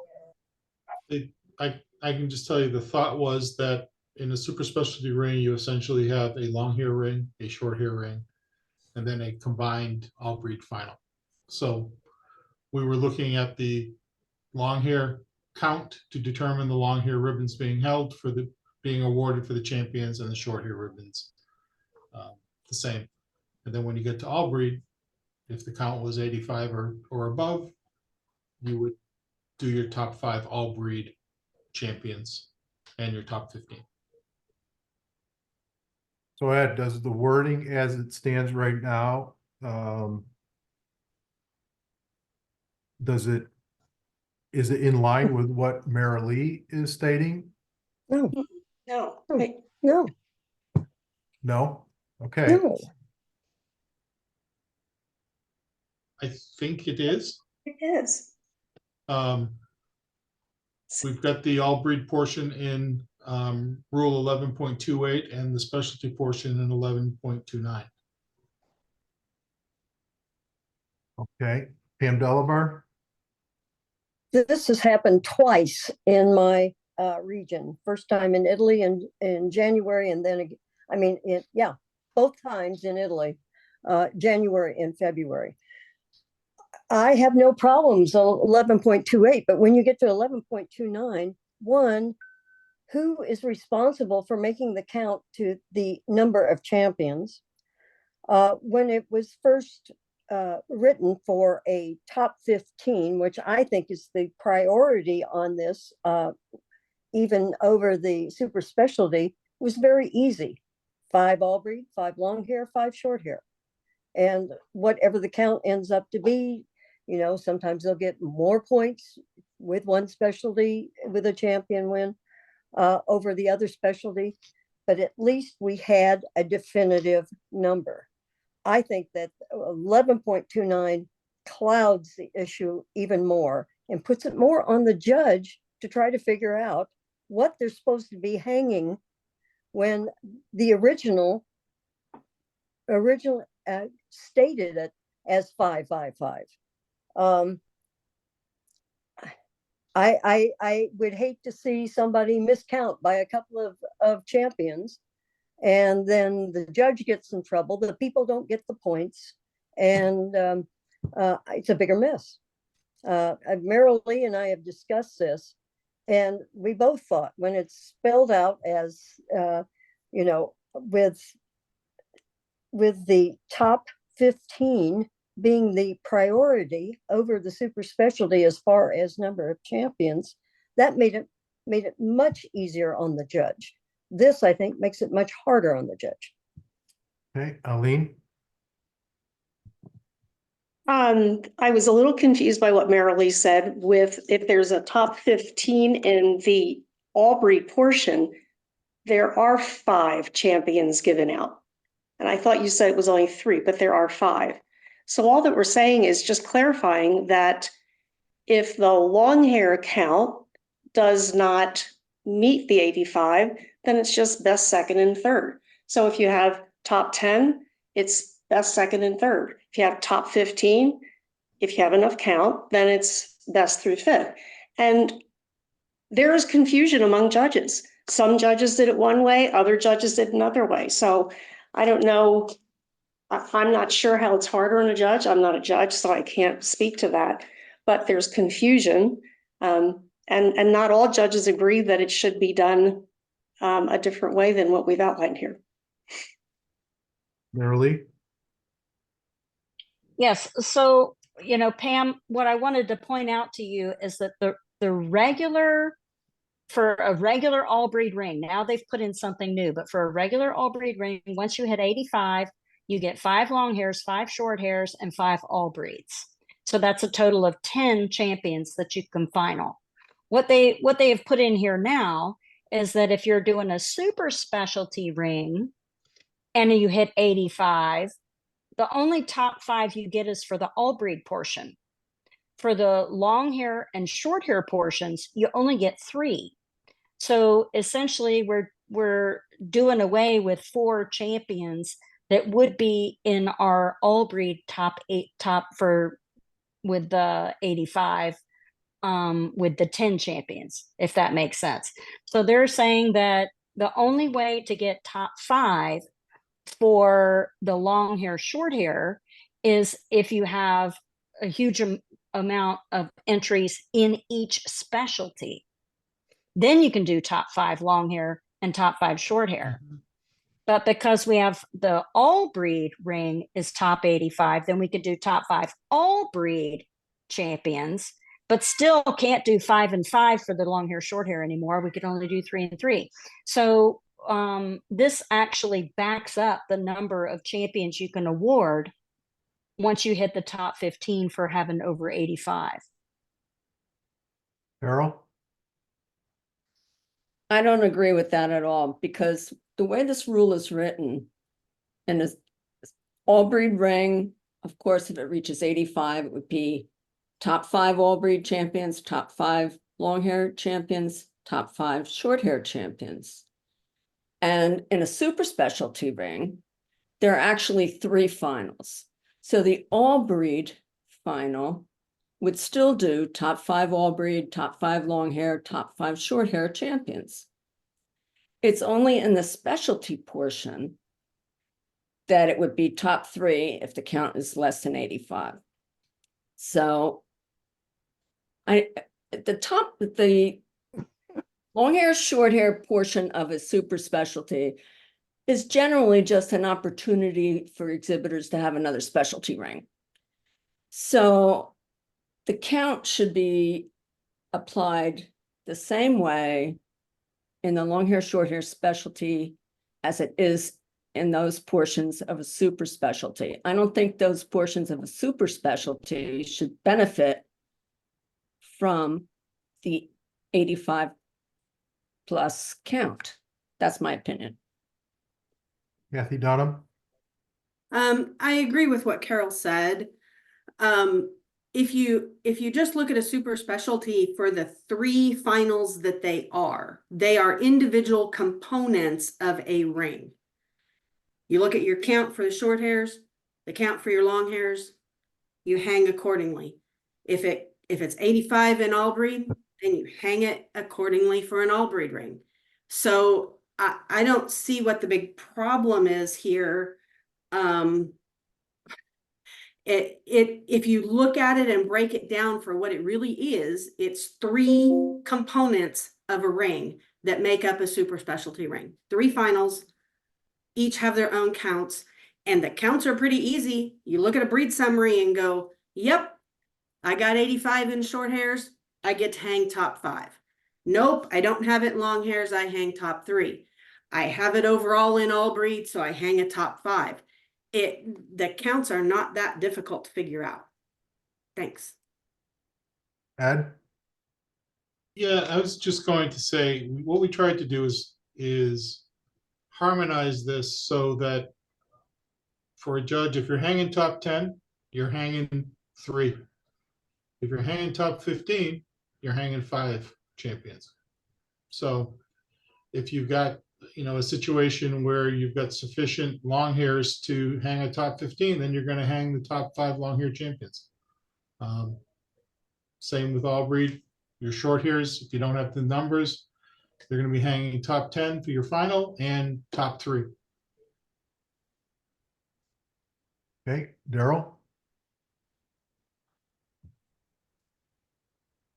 So I understand what Marilee's saying, and I think this is going to cause mechanical errors left and right if you do this, because when you do top 15 and you do 5 longs and shorts, okay, those are basically specialty champion wins, except for the top 5 all breed. Why in the world would you hang 5 short hairs and 5 long hairs in an all breed ring and then only hang 3 in this specialty part of it? Those 3 have to be your 3 long hairs and your 3 short hairs. So why are you even hanging them to begin with? Those specialty points for champions or premiers are going to be the specialty part of your all breed final. I don't understand why you're even hanging 1, 2, and 3 long hair, 1, 2, and 3 short hair in in the specialty part of it.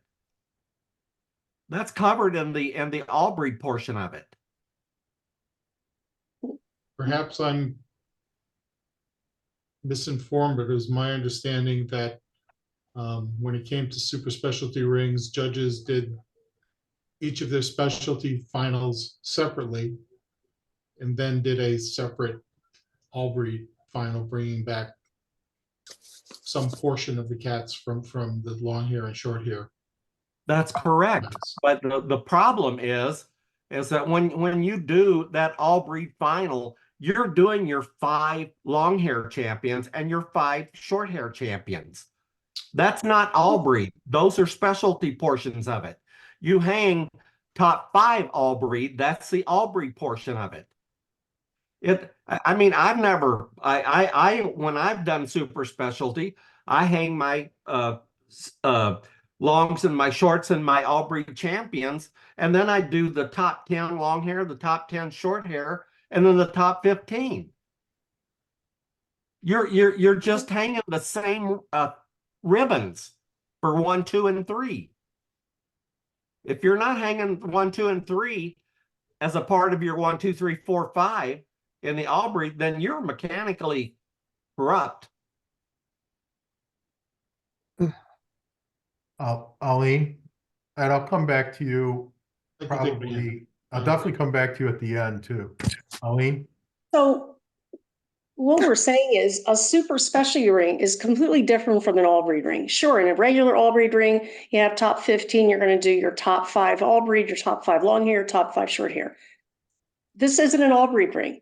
It's an all breed portion of a super specialty ring. So you have if you have top 15 all breed, then you're just going to hang your 5 all breed champions. You're going to leave your long hair and your short hair champions for the long hair and short hair finals. So if you only have enough to do top 10 long hair, then you do 3 champions. If you happen to have had enough to do top 15 long hair, then you would do your 5 long hair champions. So it's different from a regular all breed ring. It is not different. It's not different. No. All right. No. Then then we just need to spell it out in the show rules, however you want it, so everybody does the same thing. That's all we're really looking for, because judges are doing it differently. The top 15 was new this year, and people don't know how to handle it. So we're just asking, however you want to handle it, let's get it in the show rules. Carol? I'm being ignored, so. No, you're not. I'm calling you in order, Pam. You're after Carol. Carol? Sorry, I didn't mean to raise my hand. I apologize. Okay, Pam, you're next. When we do a super specialty ring, we are building mechanically our all breed ring. So we have, and the reason for super specialty is to give exhibitors at least the feeling of a possible final when we do this. And sometimes it's a saving grace because of the quality that we are given. So a normal super specialty ring, we're going to be doing a top 10 long hair, top 10 short hair with normally 3 champions for long hair, 3 champions for short hair. And then when we get to the all breed portion, we'll be taking a mix of who we think the top 10 are from the 2 finals and putting those in the all breed final. And they have to be in the priority, which we hung in the specialty finals. Mm-hmm. Then we marry up the all breed champions. When we hit top 15, it's basically the same mechanics. We have our top 10 long hair, top 10 short hair. And then we get and then we get to where we marry it up to come up with our top 15 all breed. The difference is that we have 5 all breed champions, from which we have to always, I also have 5 long hair champions, 5 short hair champions. If we are only hanging 3 long hair, 3 short hair champions, then when we get to that all breed portion, then we have to come up with 2 more champions on the other, on both specialties for long hair and short hair. It's much easier when you're building your mechanics in this situation to go ahead and identify those top 5 long hair champions, those top 5 short hair champions. So when you're putting it on your final sheet, you've already got that you can marry over to your all breed finals and the all breed champions. So it's a question of mechanics and what's easier for the judges in this situation that takes a lot more time. And we're trying to do it in most efficiently as possible. Yet when we're adding, oh, I got to come up with 2 more long hair champions and 2 more short hair champions to make the top 15. I'm sorry, guys, this takes more time and it doesn't make sense. Marilee? Yes, I just wanted to point out, like Carol had mentioned, that once it hit top 85, that it would be like a top 85 all breed ring with 5 short hair, 5 long hair, and 5 all breed. But that is not how this is written. This says that once it hits 85 of a super specialty ring, only the all breed portion will award top 5 champions for all breed. It does not say 5 long hair, 5 short hair. It further delineates the long hair and short hair. If those have entries more than 85, then those specific specialty portions can have top 5. But the way this is written at this moment, it says once you get best through 15th best cat, all we can award in a super specialty all breed ring is best through 5th best all breed champion, period. Correct. That's Okay, Marilee, are you done? Yes. Daryl? I think I've said all I want to say.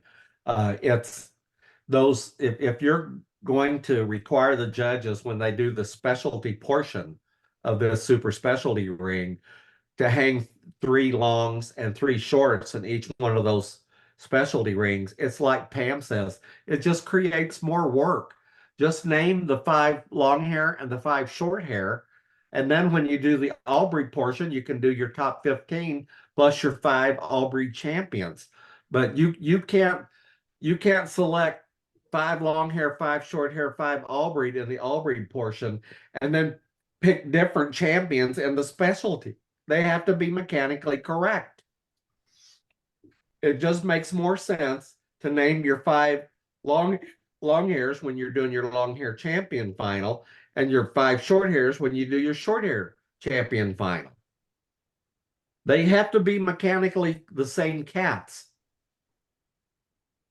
Okay, You Mike? can't pick an Abian American and a Burmella, and then in your all breed, pick 5 different short hair or long hair champions. They have to be mechanically correct. And to name 3 in the long hair and the short hair specialty portion just confuses the water. Just name the 5 long hairs, the 5 short hairs, and then do the 5 all breed when you do the all breed portion of it. Okay, thank you, Daryl. Mike? My concern here is there appears to be, first, I agree that I think there's a conflict here between the existing rules, but my main point is there seems to be a fair amount of confusion on how this could be done and how we want it to be done.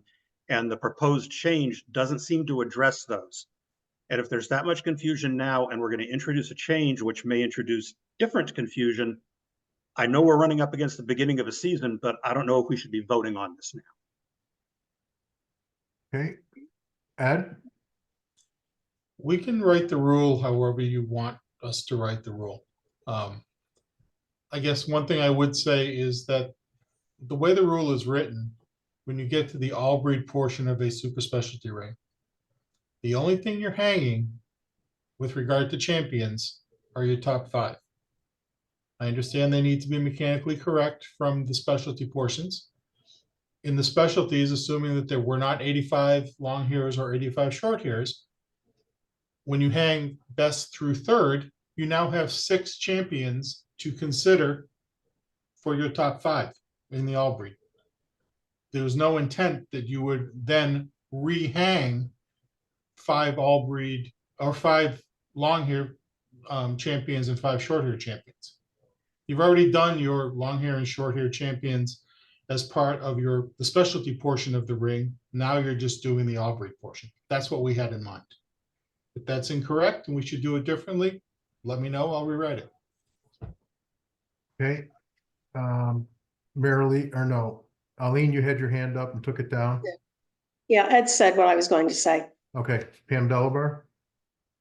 We still have to put on our final sheet to fill in not only the Albury champions, but the long hair and short hair as well, which yes, we do. Why? It's a Eileen, super specialty ring. Hang I'm on. sorry. Okay, I'm Please, sorry. please don't. I'm going to ask everybody. One person talks at a time. Don't talk unless you're called on, please. Pam, please continue. I have 3 final sheets to deal with when I do a super specialty. I have a long hair final sheet and I have to fill that out and with my long hair champions. Same thing for short hair. At the top, it's marked either long hair or it's marked short hair for the championship portion. The others are left blank. When we get to the all breed, we have to fill out the all breed champions, the long hair champions, and we just bring that over from our other sheets. It helps the mechanics, especially as I'm trying to say, when we are dealing with a super specialty with a top 15, because we have 85 or more cats in all breed championship. We're dealing with quite a bit more with the mechanics and quite a bit more possibilities to mess things up. We're trying to get something through that makes it as easy as possible for the judge to be mechanically correct, award the cats that they want to award, and hopefully make our constituents happy with what they receive. But as far as not putting these things forward, bringing from the long hair sheet over to the all breed sheet, that just is, that's bookkeeping. That's mechanics. Okay, thank you, Pam. Okay. Carol? Yes, Eileen, could you just scroll backwards a little bit? I just want to see a little bit more of the all breed section. Okay. I'm seeing now where Marilee was saying in the super specialty all breed portion, it just says best through 5th best all breed champion, and it should include best through 5th best long hair champion and best through 5th best short hair champion. So that is correct. So I would like to see this tabled and maybe brought back later on, reworded a bit, and we'll try again. Well, you're the maker of the motion. You can table this if that's what you want to do. I think based on the discussion, it's probably wise to do so. I don't think we're going to come to any conclusion tonight. And I think we'd like to try and reword it, tweak it a little bit, and see if we can find something that satisfies everyone's opinion. Okay. Russell, do you agree with Carol? Because you made the second. Yes, I agree. Okay. Pam Delabar? Which one are you going to table? I think 11.28 helps define what we're actually doing, where the confusion comes with 11.29. Carol, you can answer that directly. Okay, I think we should table both of them for the time being. Okay, Ed? So just help me understand what you want, please. I believe I'm hearing that in a super specialty ring, the number of long hair, short hair specialty or champions will be determined by the all breed count. I see How Kenny about- and Pam Delabar shaking their head Pam yes. is shaking her head yes. And Kenny. Does that And same, Daryl. okay. Does that same logic with regard to the all breed count rules also govern whether you're hanging top 10 or top 15 in long hairs and short hairs? So if there's more than 85 cats in all breed, what are you hanging in your long hair final and your short hair final? Is it a top 10 or is it a top 15? Marilee, you got your hand up. Go ahead, answer the question. Yes, so I think in my opinion, the top 15 rule supersedes the super specialty. So once you hit top 15, then you go to 5 long hair, 5 short hair, and 5 all breed champions. Okay. So, I mean, to be honest, there's a lot of times I'm doing these finals in 2 parts. I'm doing the bottom part of my long hair and my short hair final, and the top part of my long hair and short hair final along with my all breed, and I'm hanging 2 ribbons at the same time. Okay. So I'm doing all of this in one, you know, in one big stroke. I'm not doing like a long hair final and a short hair final and doing 3 short hairs and 3, you know. So once you hit top 50, so I guess for me the question is which rule supersedes the other? And for me, once you hit top 15 for all breed finals, that automatically triggers top 5 long hair, top 5 short hair, top 5 all breed. Okay. But what does it do to your top 10? That is my, I understand Not what a you want to thing. do with champions. Not a thing. Nothing. Okay. Those So top in- 10 remain the same. So in your long hair final, the long hair portion of your super specialty, you're going to hang top 10. Same with short And- hair. But when you get to Yes. all breed where there are more than 85 cats entered, you will do a top 15. Correct. Okay, I just need to know what you want so I And can then- write the rule accordingly. And for the champion portions, once it hits top 15 for the all breed, then we automatically go to the top 15 rules for the all breed, which would be 5 long hair, 5 short hair, 5 all breed. So I may not even final any champions in my long hair or my short hair specialty finals at all, and just do one final with 10 champions. Okay. Because for me, that's how I read these rules, was that so once, if we have a super specialty ring, we have 10 short hair, 10 long hair. Once it hits top 15, we have 10 champions, and then top 15 all breed. Okay, Carol and Russell have agreed to table this. And I see Pam Delabar has her hand up, Pam Mosier has her hand up. Marilee, you're very vocal on this, so is Pam Delabar and Daryl. Carol and Ed, would you please work with either Marilee, Pam Delabar, and Daryl to come back with a revised show rule on this? Sure. Carol? Yes. Okay, so then end of discussion on this one because this one took over a half an hour. So Pam, I will give you 10 seconds to make a comment, and then we got to move on. Put a judge on the show rules committee. That's a request. Okay. Okay. Okay, we heard your request. I'll leave it up to Carol and Ed. Let's go on to the next one. Carol? Or Ed, I'm sorry. Ed, you're doing these.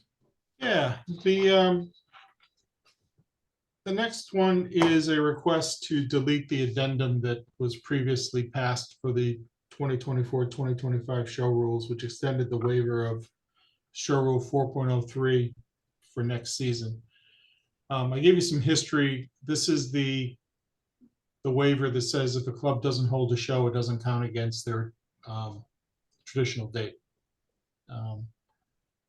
As the history shows, this harkens back to the pandemic and the 2020-2021 show season.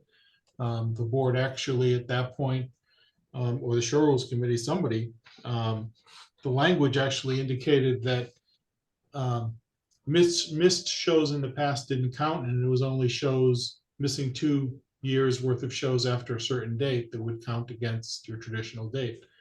That keeps getting rolled over. So we're at the point now where if the existing addendum goes forward for next year, it won't be until after the 2026-2027 show season, assuming that there's no additional addendum in the following show year, before traditional dates start to free up. By removing this waiver from the addendum, it would give the clubs next season and the following season to hold a show on their traditional date, or their traditional date would become available to other clubs who might be looking for a date. Okay, Pam Mosier, as chair of show scheduling, do you have any comments on this recommendation? Well, I don't particularly care for it.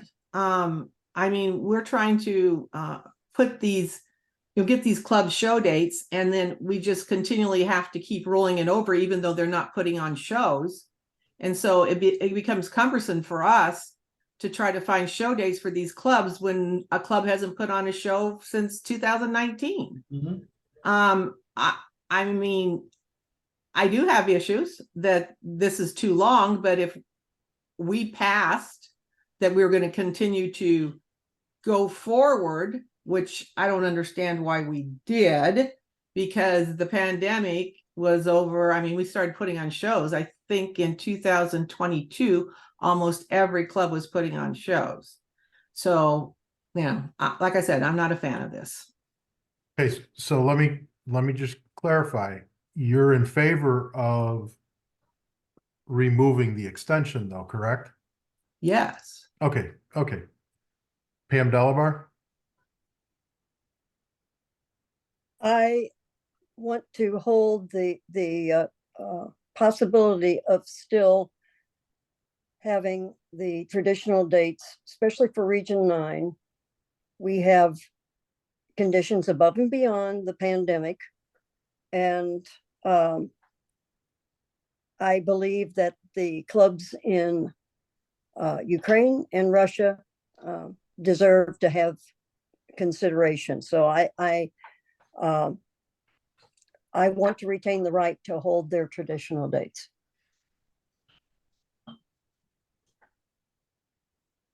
Any comments?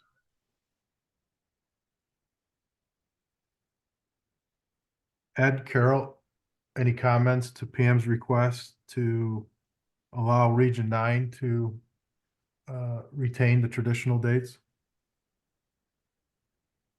I don't really have any objection to that, no. Ed? No, we would just have to rewrite the proposal such that it exempted region. It applied only to Region 9. Okay. Pam? Region 9 doesn't come under the show scheduling committee anyway. Neither does Region 8. It's only for regions 1 through 7. Yeah, but Ed's referring to the addendum. Yes, I know. Which covers all shows. And the no shows in 2 years rule applies to all regions. Right. According to the show rules. So if you wanted to have an exception to that for Region 9, we would need to, rather than deleting this waiver, probably just add the words in Region 9 to the end of it, the existing language. Or how about I do what I want to do and you can go ahead and have your obviously your show problems are within regions 1 through 7, because we're not having a real problem with scheduling over here. So, if we can go ahead and not be put on the chopping block because we held shows traditional dates due to unbelievable circumstances, then I don't have a problem with it. Hey, Ed, how do we want to proceed? So there's a separate addendum for Region 9.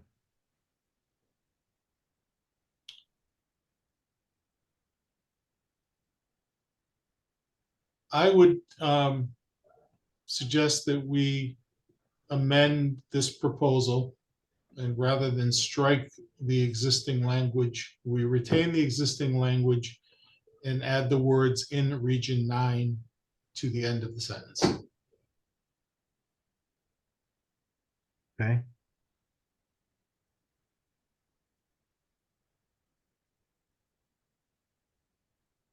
All right, Carol, are you amending the motion? I don't know if we should say in Region 9 only. Maybe that's not necessary, though.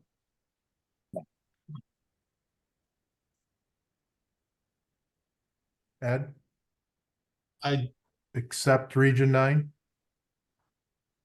No, I think in Region 9. In Region 9. So it's just in Region 9. Okay. Yep. We're going to leave the existing language the way it is. Yeah. And then just add the words "in Region 9" to the end of that sentence. To the end. Carol, I think that addresses your concern, correct? That's fine. That sounds fine to me. Okay, and Russell, do you agree? I agree. Okay. Any further discussion? John? I have a problem extending it to 2026 and 2027. Reason right now there's a 8 weekend that nobody can hold any shows, and there's no shows going on for at least 2 or 3 years for those clubs, and I don't think it is fair to extend any longer than that.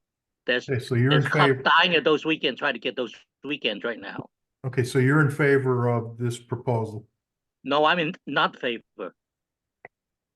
Ed, do you want to clarify to John what this proposal is doing? So even with the amended proposal, since it will be only applicable to Region 9,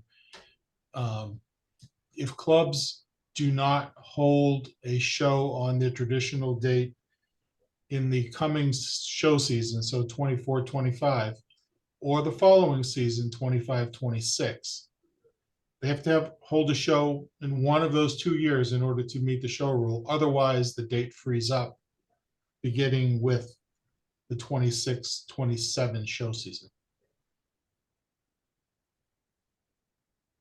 So they basically got 2 years within in which they Those need to 2 more hold the show. years. Yep. So 24, 25, 25, 26, they have to not to put on any shows, right? In order to lose their date, yes.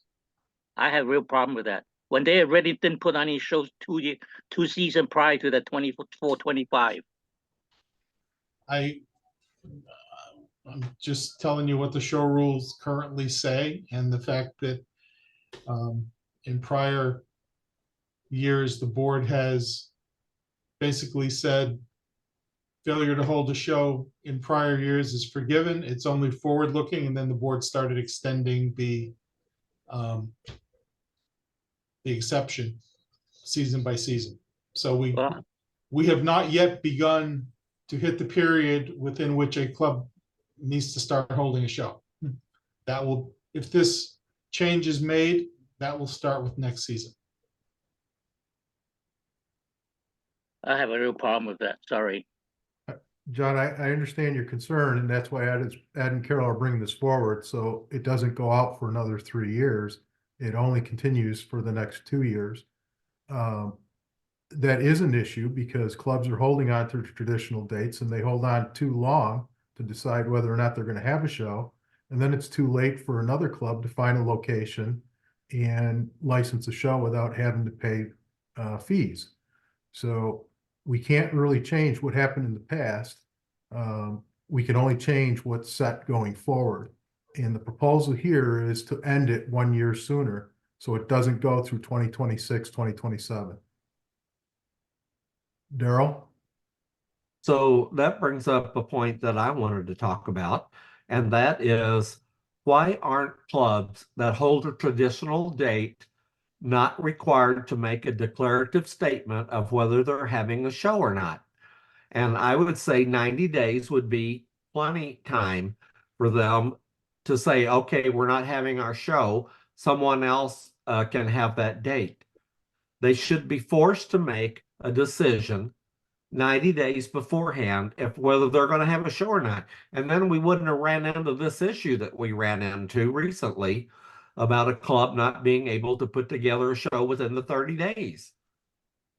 I mean, they have a traditional date, but they don't own it if they don't put a show on. Daryl, your point is valid, and I agree with it. The only thing I would take it a step further is require clubs to make a decision sooner than 90 days, at least 120 or 150 days, so the club that's willing to put on a show doesn't have to pay a penalty fee for licensing a show less than 90 days. It allows them some negotiations with hotels and also show halls if they have more time and not doing it at the last minute. So that could be a motion that comes forward after we address this.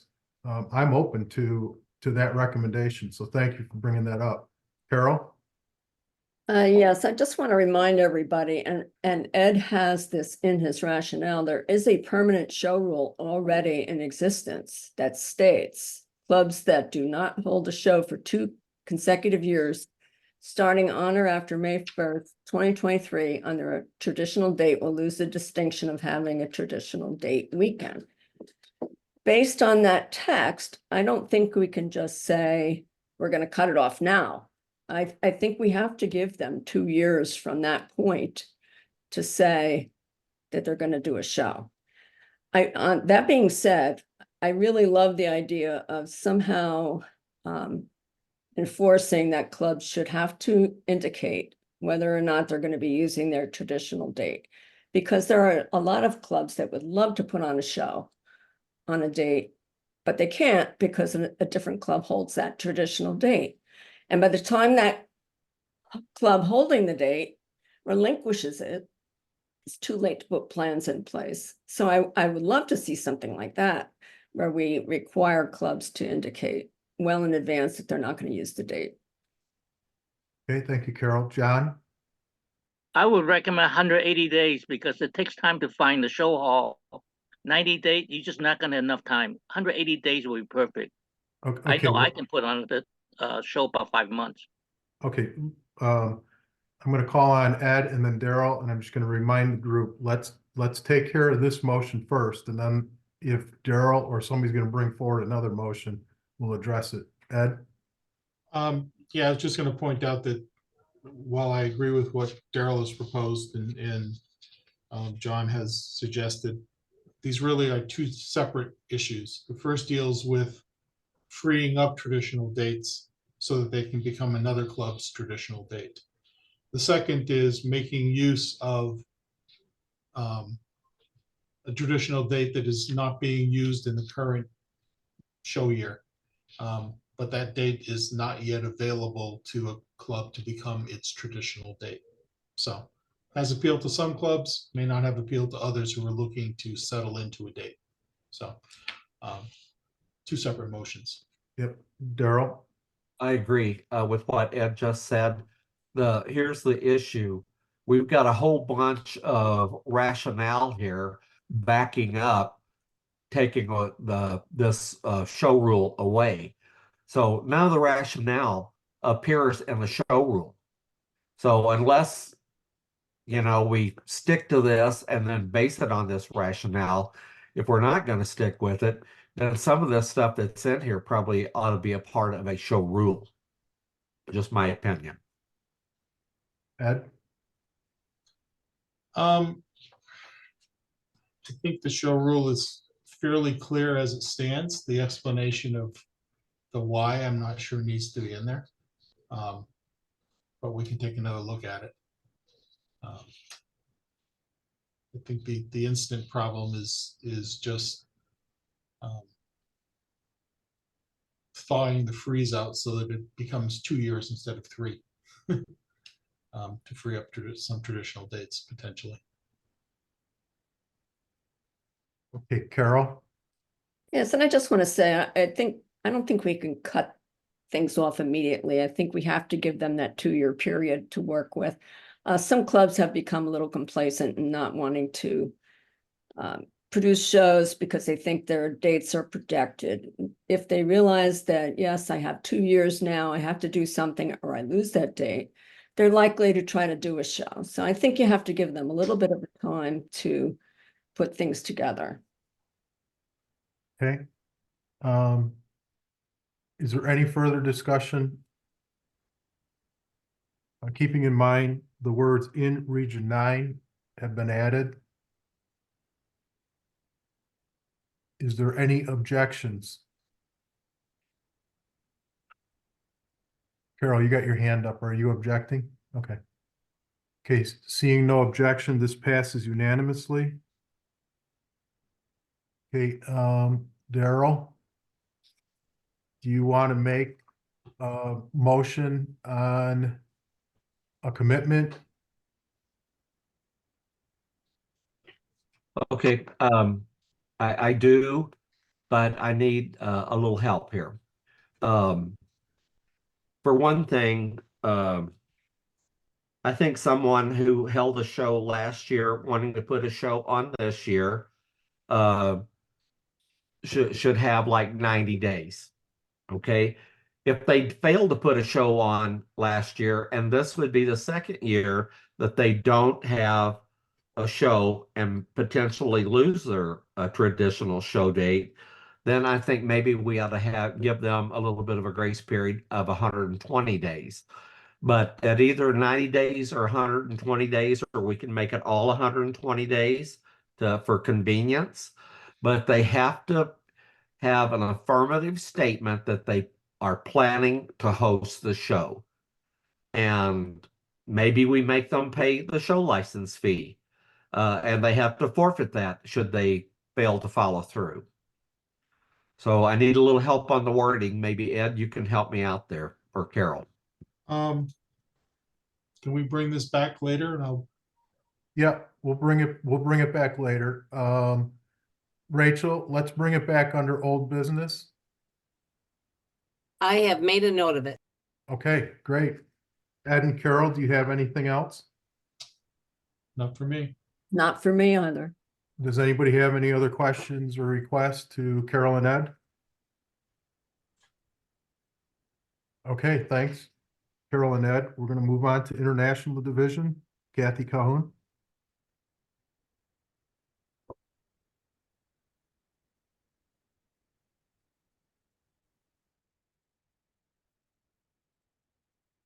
So, hopefully you've had an opportunity to read the report. There is the first motion that was part of Jan Rogers' subcommittee was the point requirements for kittens be reduced to 50 points, and the point requirement for premiership be reduced to 40 points for the 2024-2025 show season, and this is regarding DW awards. Okay, Kathy, is that your Want me to motion? read the rationale? That is a No. motion. No, that is your motion. Rachel, are you seconding this motion? If we can get a clarification on the motion, if it stands by itself, doesn't say anything about where it is, what's happening. If we can add specifically the point requirements for kittens, where, to be reduced. Okay, Kathy? We can add Kuwait. So the point requirement for kittens for a DW award in Kuwait? Is that what you're looking for, Rachel?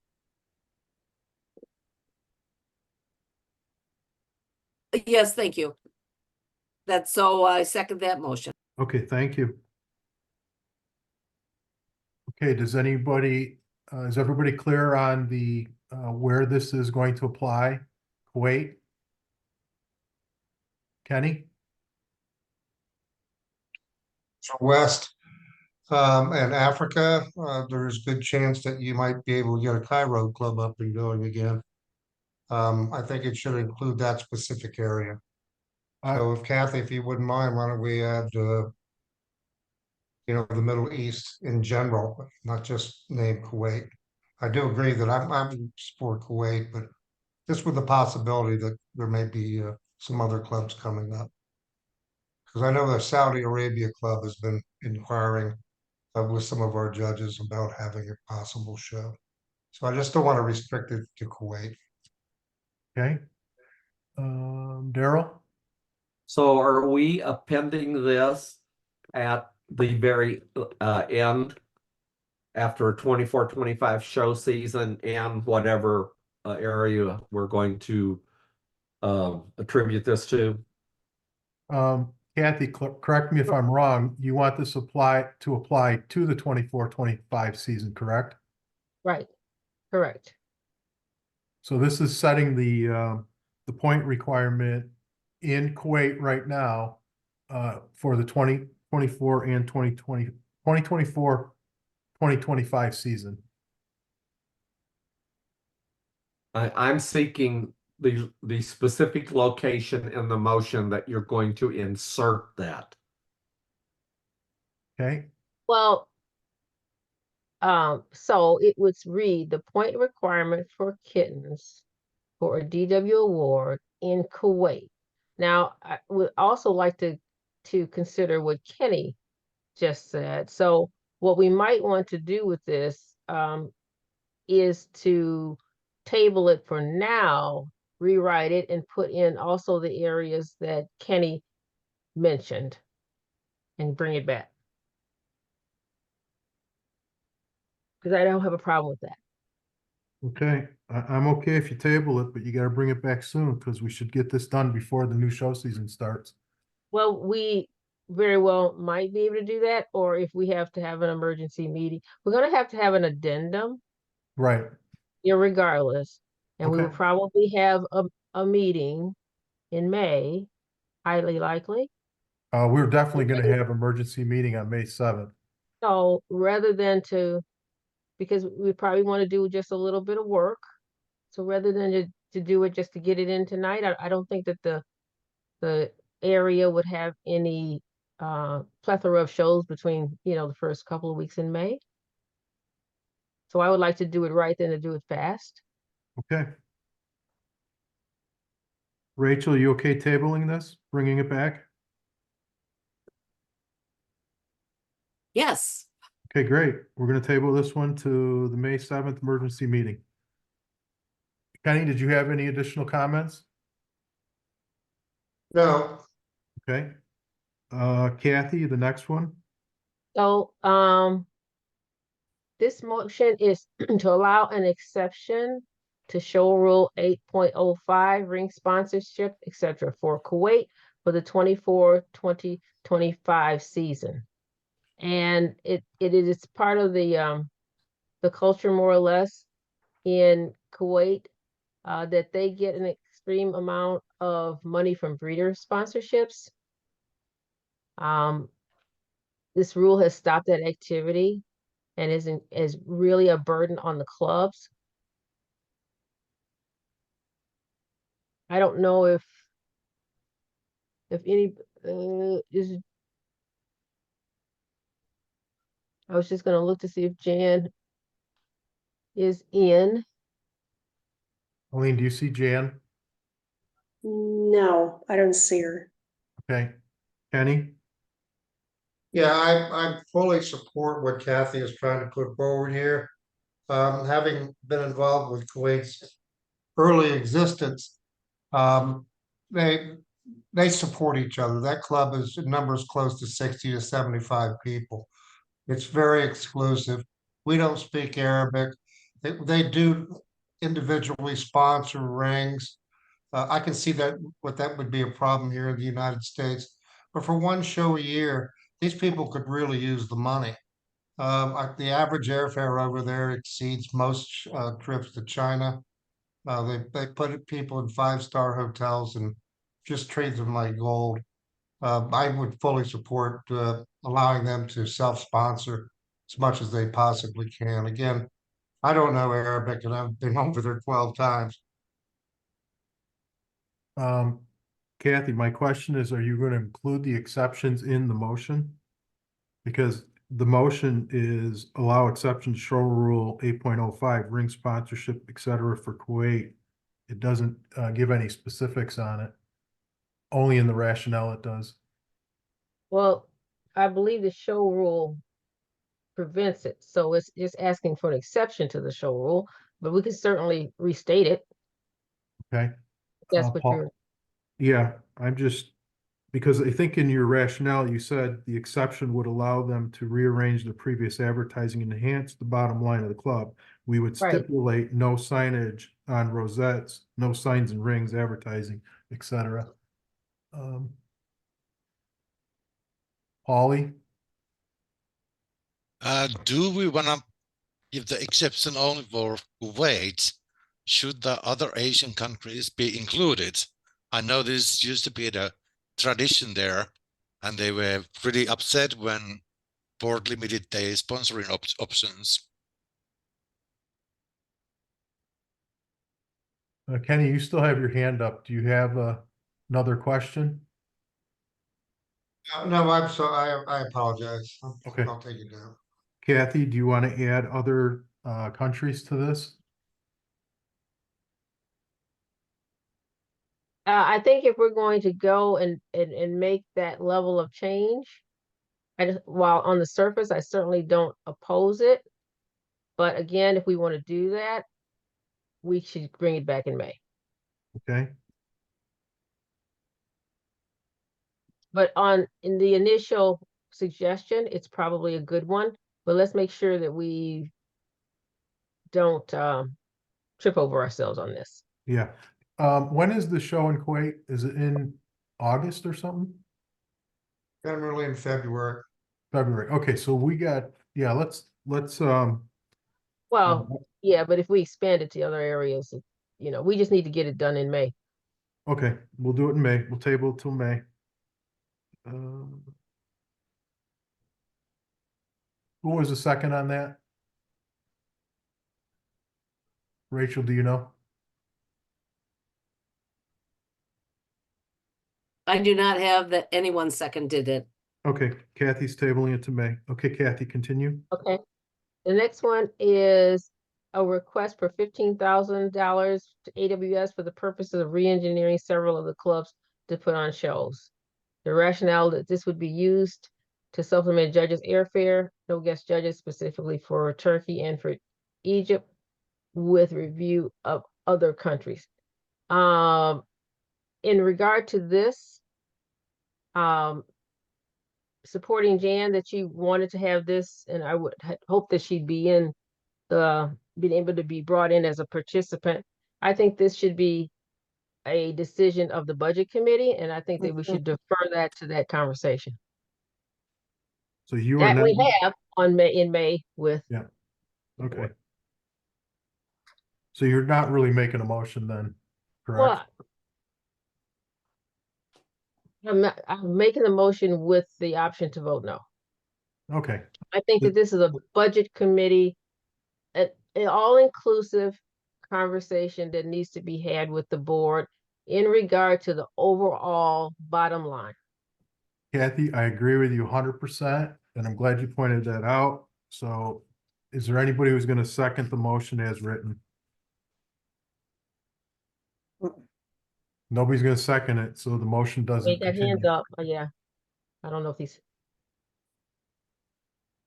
Pam Delabar, I know your hand's up. Are you seconding the motion? No, Pam Mosier, your hand's up. Are you going to second the motion? You're on mute. I'm confused. What's the motion? Is the motion what's up here now, or is the motion to take it to the budget committee? No, the motion is what's up there now, and Kathy has the right to vote no, and I'm asking for a second. Oh, okay. And in my opinion, I think this is a budget committee decision. Correct. Agreed. Well, it is it's an entire board decision, but it has to be factored into the total budget. Okay, so Kathy, there's no second, so we're not going to proceed with the motion. Okay. Okay, Pam Delabar. I just wanted to give a point of information. Egypt does have a cat club. It's Pharaonic Cat Fanciers. And I know the secretary was in the audience earlier. And just for information, Turkey, when they came on, wanted to be part of Region 9, not part of AWS. And that was one of the problems when we were trying to get things going there. That's just for information. But yes, we do have a club in Egypt. Okay, thank you for that information. Kathy, continue. Okay, I think Bob Zinda had asked to be promoted. And he but I is don't in. think- All right, he's in. Good. Okay, good. I see Bob Okay, and Bob, you, Rachel. Can you confirm we now have the correct motions for this? appears to be. That is the most recent. Okay, great. Great. I just Motion, wanted, and I just wanted to remind everyone that this was not pre-notice within the 24 hours. okay. John Clua. It's not supposed to go up, sorry. Okay. Okay, Bob, are you with us?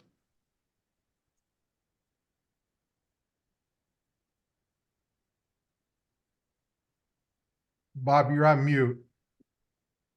Okay, can you hear me now? Yes. Okay, thank you. Okay, the issue is Singapore is asking that in the coming season 24-25, they would like to ask for a revision in the division winner points and the elimination of qualifying rings. They're asking for half the points for kittens, 50 instead of 100, half the points for championship, 100 instead of 200. And as an example, given the recent anti-breeder laws, many have begun sterilizing their entire catteries. Although we had unprecedented championship count in the last show in April of 2023, they had a whole number of 42. It's not something they expect to experience again, given the preference of some of the, let me turn the page here. This is breeders to show in different organizations which have multiple titles. Last season, the highest scoring cat in this category in Singapore was on 140 points. In Premiership, it should remain at 100. We were just a 0.25 off from that value last season. The household pet should remain at 50. They were at 35.75 last season, so we're not asking for anything there. The overall rationale is exhibitor feedback. Bob, yes. I'm Yes. gonna stop you because we don't need to go through the rationale. Okay, good. We're on a very tight schedule tonight. Got And it. board Okay. Okay, board can read I'll the get- rationale and ask questions, okay? Okay, I'll get to the bottom line is requested qualifications for DW in Singapore during the 24-25 season be reduced as follows: kittens 50% versus 100, championship versus 100 versus 200, and eliminate any number of qualifying rings. So moved. Okay, Kenny made the motion. Who's the second? Kathy seconds. Thank you, Kathy.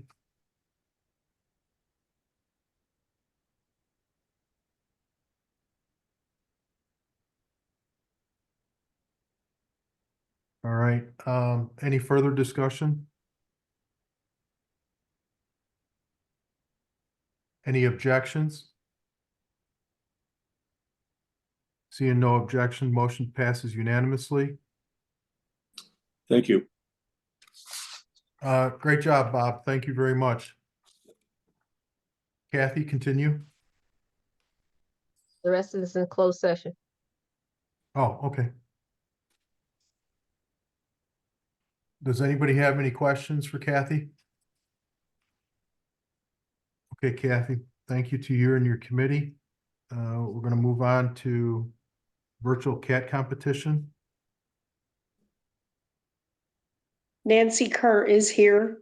Okay, let's bring Nancy in. Just needs to, there she comes.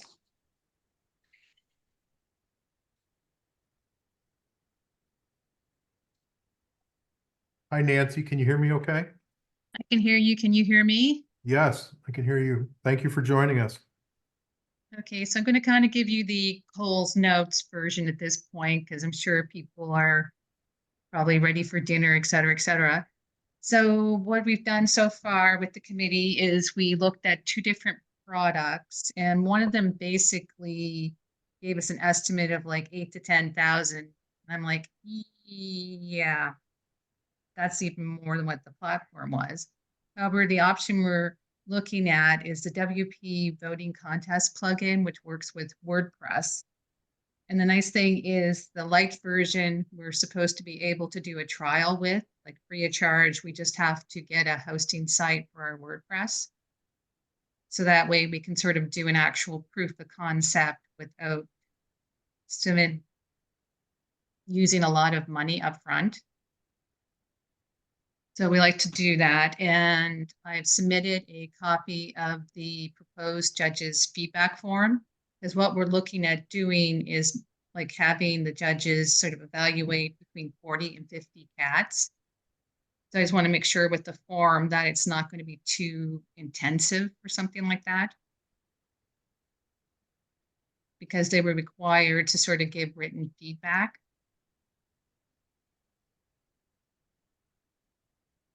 Does anybody have any feedback on the judges' report?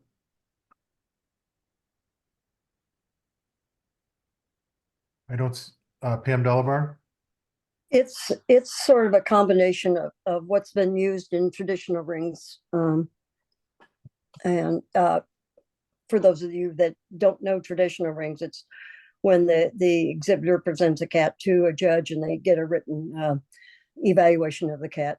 This is sort of a compilation of what we're seeing on the traditional formats. Okay. Anybody else have any additional comments? Nancy, I have a question for you. The free trial, is it a one-time free trial or a period of time free trial? Well, I can get in touch with the company because I actually had a salesperson respond back to me. So I Okay. can ask them, okay, how long is this for? Okay. Because it'd be nice actually to like to get it up and running and say, okay, here we go. But I know some trials are for like 30 days, some are for 60 days. This one here said basically you could do most things except for the pay for voting. Mm-hmm. So I can get in touch with the company and then submit an update. Okay, that would be helpful. It would be good if you can give us, at least get it off to Kathy Calhoun as soon as possible for a budget purpose, what it is you may need for the free trial run and how many months you want to do the subscription for. Okay, because yeah, it appears you're looking at maybe $1,000 or slightly thereover to get through the first free trial period. yeah, because I think they have the light version, which I think is supposed to be like your actual trial. It's supposed to think it's just enough to get you hooked, and then that's when you get to pay to play. Right. Have different levels. Like they even have like a developer package or like a power user where they include 4 plugins. Mm-hmm. So it just depends on what we actually need. And then they actually have it where they have the preferred package, which they say that it's so many for multiple websites, you get so much support. And then you pay so much for the next 6 months. Then they have the, you pay another amount and then you get free support and free updates. You don't have to Okay. do it every 6 months. Okay, and then my last question, then I'm going to turn it over to Kathy Calhoun. Under future projections for the committee, you said there is also an option to hire the company to set up the contest. When you're communicating with the company, can you find out what that fee is as well? Yes, I can. Great, thank you. Kathy Calhoun? Yes, while this isn't a lot of money, there was no budget request submitted during the normal time frame. So while we haven't finalized the budget, this really needs to be done like now. And so Nancy, the question, can I ask Nancy a question? Go ahead, Kathy. All right. We are in the process of doing the final run at the 2024-2025 budget.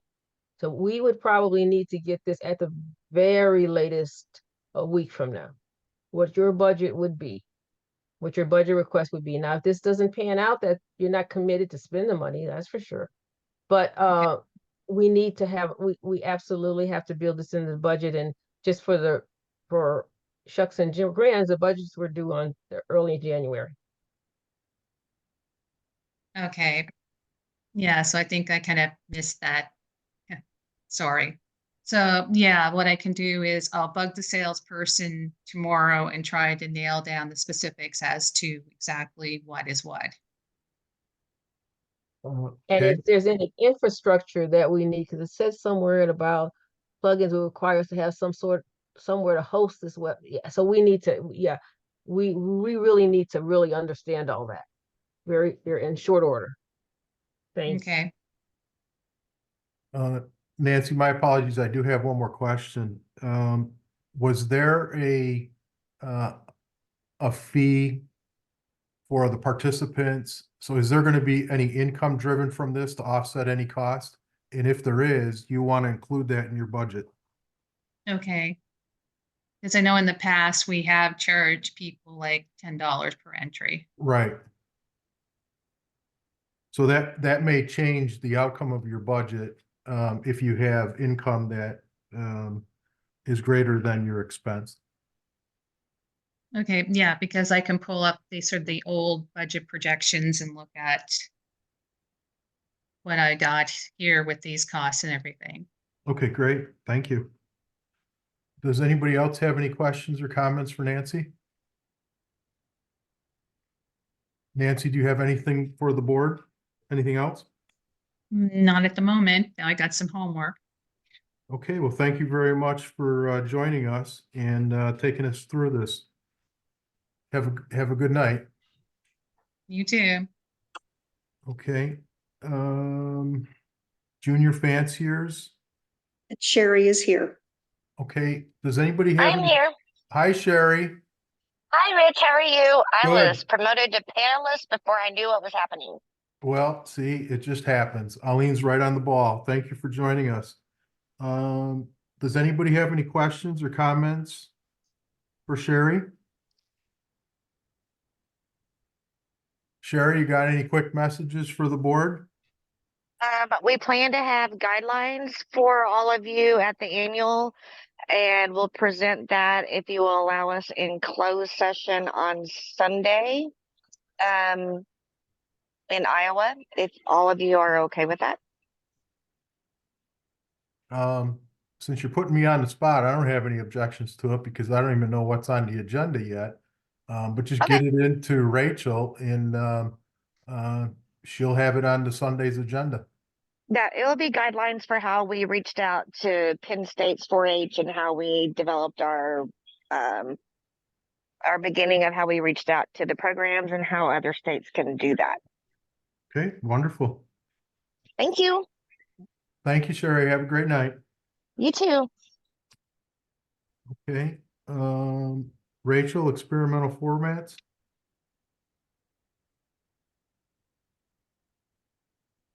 There we go. I am scrolling down to it. Of several action items. The first one is the summit request.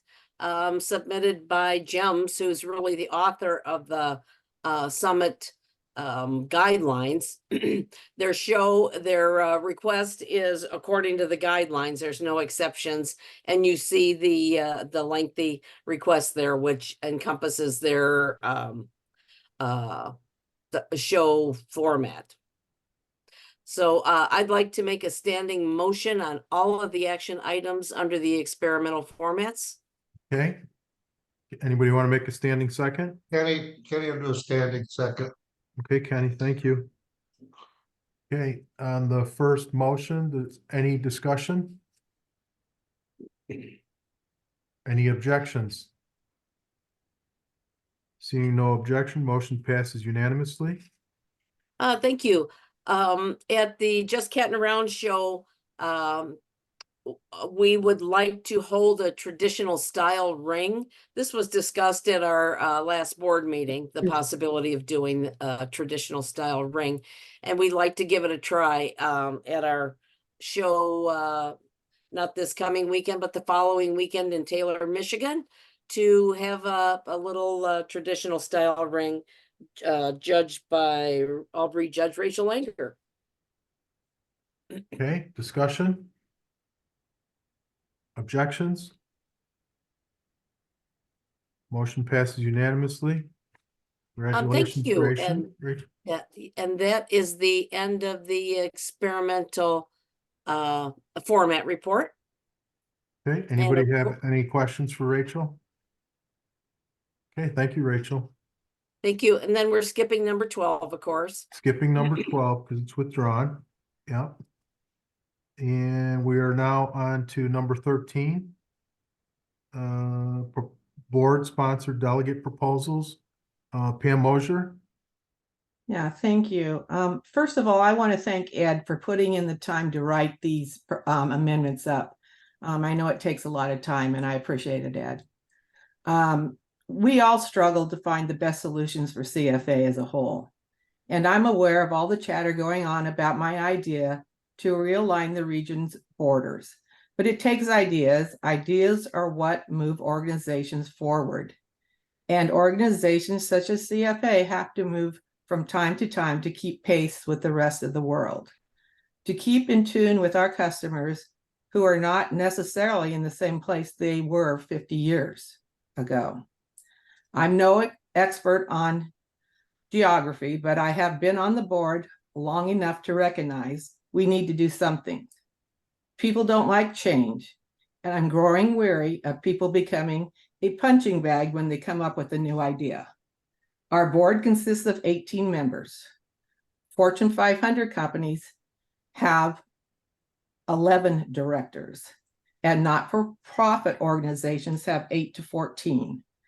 I encourage you to think about this and come up with some productive ideas to bring forward at the annual to reduce the size of the board. I respectfully withdraw my request for the board to support these amendments.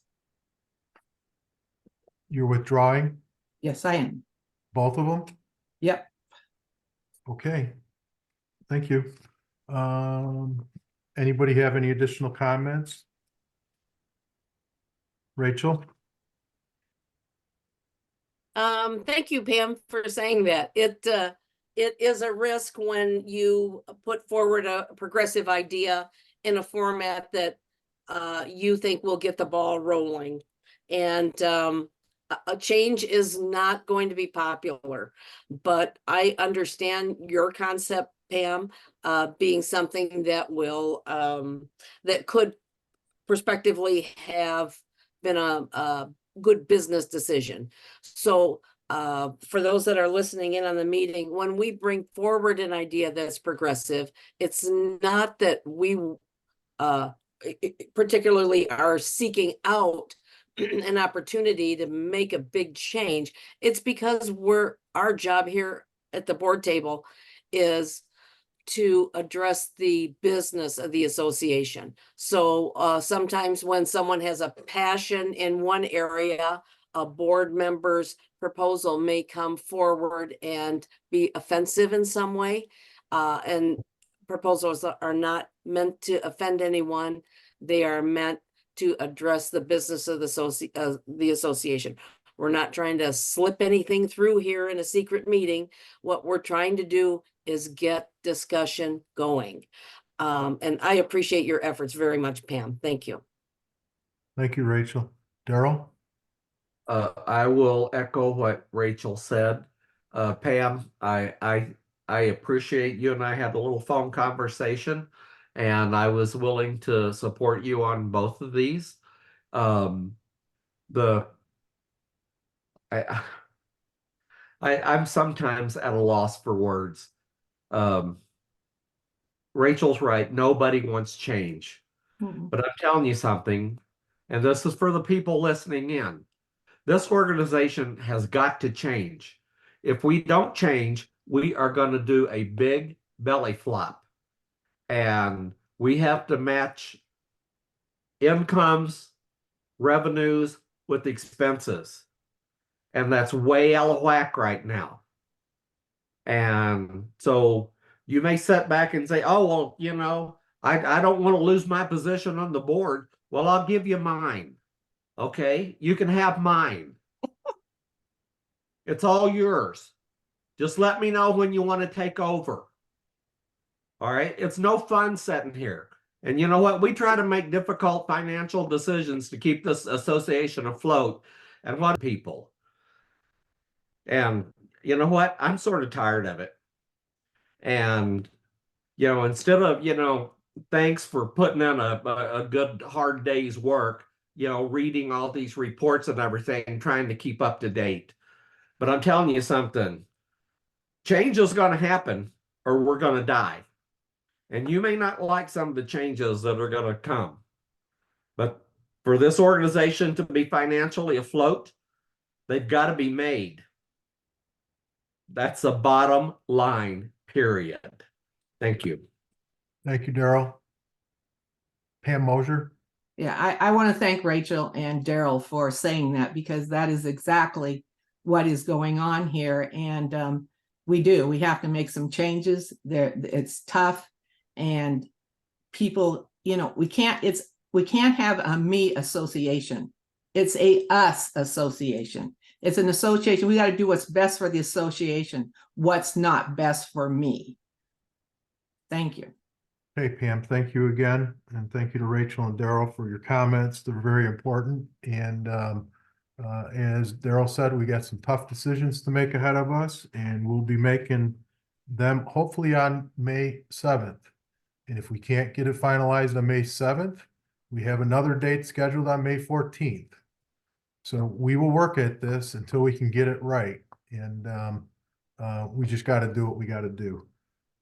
Let's move on to the next one. Rachel, do we have any other committees? No other committees have come forward with Okay. additional items.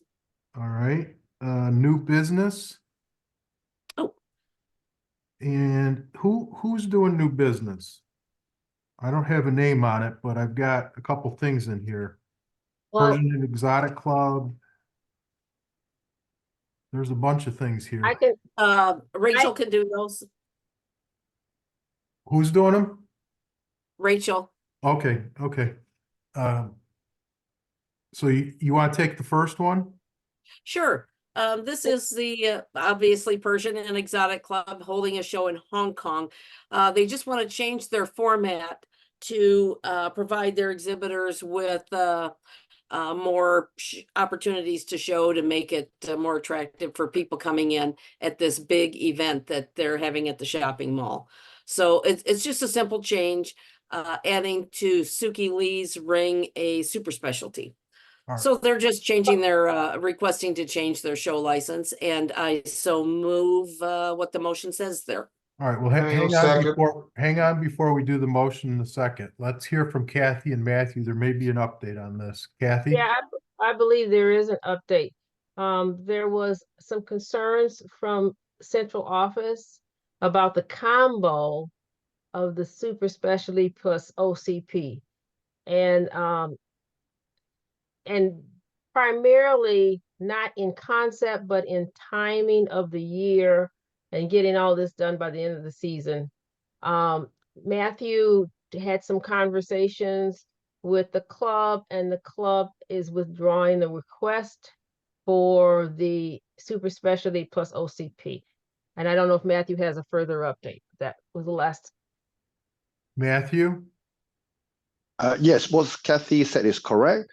Kathy, myself, and Arlene had some email conversation. I spoke to the club and the show manager. The intention was to have great fun. I mean, a lot of newcomers, but we understand the manual work involved in scoring this kind of special rings. So we will do it not in April when everyone is already very stressed. We'll try to do it in the beginning of next show season. Thank you. So we'll be drawing. Okay, Kathy and Matthew, thank you for that update. Anything further on that? Nope. Okay, Rachel? So I'm withdrawing my motion there. We'll go on to number B, which is Midwest TGIF. Of course, our OCP format has been approved, but this request addresses a change to their show license so that the Midwest TGIF fanciers can add an OCP ring to their show. Okay, and who's the second? Kenny? Kenny, yeah. Yeah, okay. That's what I thought. You still got that quick draw tonight going. All right. Thank you very much. Yep. Discussion? Objections? Okay, seeing no objection, that motion passes unanimously. Thank you. And now that Anna's on the call, I think she may be presenting the Judges Association Club requests. Hi, Ann. I see you joined us a long I'm time here. ago, actually. Yes, I'm in Atlanta at the Delta Club. Okay, great. I assume people have looked this over. They've wanted to, they reached out to the JA Club and the judges for their input on these items. And I think they just want approval on this. So are you making a standing motion, Ann? We can call it that, yes. They want thoughts, suggestions, and opportunity for improvement. That would be the wording Jackie's put in there. Item 1 has to do with wanting to have some input on what the JPC wants to change. Number 2 is the ability to know who has accused you, a judge, of wrongdoing. And 3, I think, has to do with judging in really cold, really hot show halls. That was just things brought up by JA members. Okay, we're going to take these one at a time. So we're going to start with item number 1. And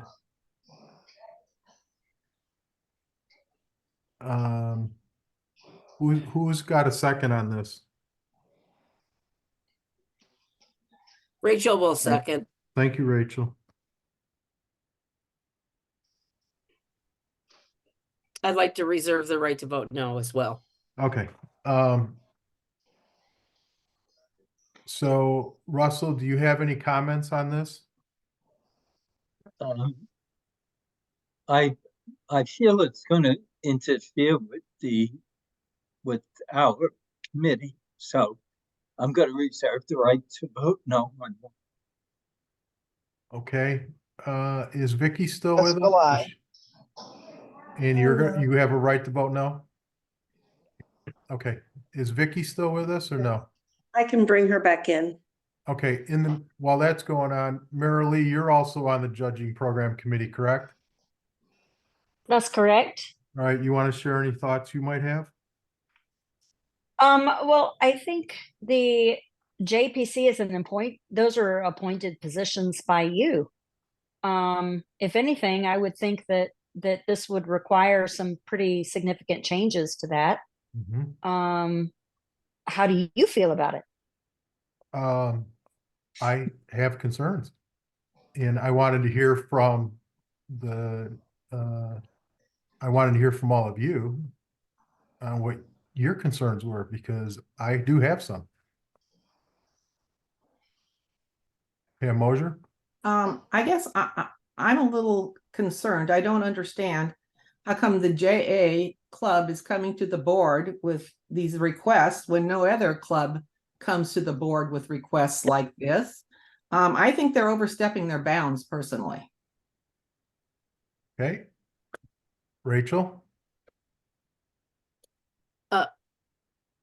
I disagree with that because that's the reason they were formed as a club, to give the judges a voice. Some of their proposals here are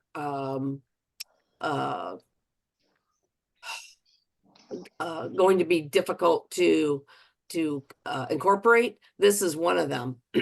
We have 100 CFA judges that are judges because they're very opinionated.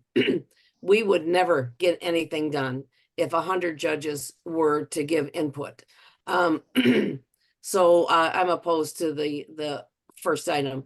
Our president has appointed a committee to take on this work. It's extremely tedious. Every word is important. And I like to think we're specialists in doing this, but you can see that things happen. For instance, in the rule where we eliminated some of the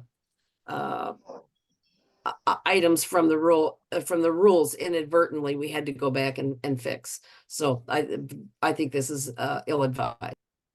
Okay, Vicky?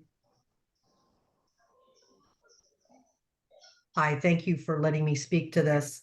I have a great concern, just like Pam, for a club to be coming to the board. My understanding was them to get a club was so that they could create amendments and resolutions to bring to the delegates, such as that of asking for a raise. Yes, there are other problems that judges have, judging in a freezing cold show hall, but this doesn't actually reflect the opinions of the judges. First of all, the constitution of this club totally eliminates our associate judges. So we have 138 total judges, but they've disenfranchised 40 of them from not having a vote. These 4 questions here came from a poll that they did. There were approximately 65 JA members that were eligible to vote. Of that, only 34 voted. Number 1 received 15 votes. Number 2 received 16 votes. That's so minor, and it's such a small percentage of, I mean, I feel like it's a vocal minority that is speaking out here. And again, we would never get any work done. We try to take into account the opinions of the judges. We also have to work within the structure of our existing show rules, judging program rules, and code of ethics. And it's not always pleasant to everybody that has to do so. So I think with only 15 votes, this should not even have come as a positive item for the board to even think about. That's not even half of the total votes that were cast on this. With regard to number 2, the ability for the originator of concerns to face your accuser. We've had this policy for years that the judging program will protect the name of the accuser. It's not that it's anonymous to the judging program committee or the board if they choose to ask who submitted a complaint. But we do need to protect those because many people are afraid of writing a complaint if their name is going to be used. I don't have any problem with number 3. And number 4, I don't think that they should be dictating to the judging program committee who we should be using for mentors and education. I just think this whole concept here of a club writing in and telling you what they want to happen is not appropriate. Okay, Vicky, thank you for sharing that information. I just want to remind all the board members, we're on item 1 right now. That's the motion. Sorry. And I've got the motion maker and the second vote with the right to vote no. Ed Raymond? Just a little concerned with the precedent of allowing a club different access and different rights than the other clubs in the organization. Yep, that is a concern. Kathy Calhoun? Yeah, I just had so is the motion for item 1, the motion is for the board to consider sending a ballot of proposed changes to the CFA judging program to allow to all approved Albury CFA judges for feedback. That's the motion. That's in essence for item 1. That Ann? that the motion? Is that the yes? Can Yes, you I add? believe it is. I know Jackie told me months ago that these items were brought to her by members of the JA as items they wanted brought up. And that's where this came from. Okay. So my question is, so when the judging program, and maybe I'm remembering this incorrectly, but when the judging program has potential changes, it's pre-noticed to everybody, right? I think it is. So what would be, so everybody has a chance for feedback. You don't have a Yes, you're right. vote, but you have a Right. chance, opportunity for feedback. That is, Right. that exists today. And that's all that number 1 says is the ability Yeah. to provide feedback. So we already have that, really. We already have that. Right. Apparently some judges feel we don't, and I think that's where this came from. But we do. Okay. Okay. Kenny? Yeah, just a couple of things. They're not asking us to vote on any of this stuff. They're asking for suggestions. They want us to talk about these items. I don't see any request for a motion and approval anywhere in this thing here.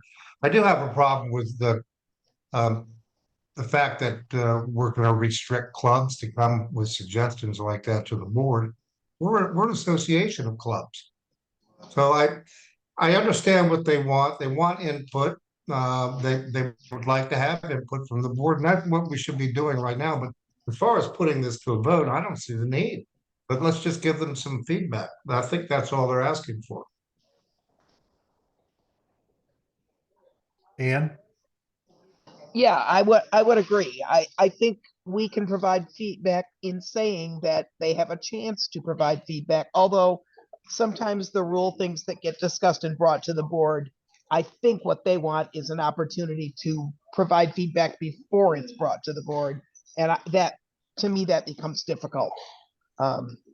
Because by the time the JPC puts it all together, it's ready for the board. But as it was said, they have a chance for feedback when they see it on the board report. Certainly, we got feedback about several things for this meeting. Okay, so if these are not motions and they're just looking for feedback, who on the board is going to give them feedback on each one of these items? I can certainly give Jackie feedback and tell her that what the board's feelings were on these items. Okay. Daryl? So the JA club is not like any other club in this organization.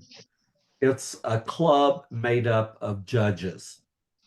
And I will tell you this, I have heard complaints over the years that the judging program committee does not represent or protect the judges of this organization.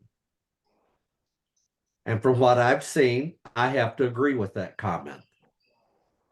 So the judging program may think that that's not their responsibility.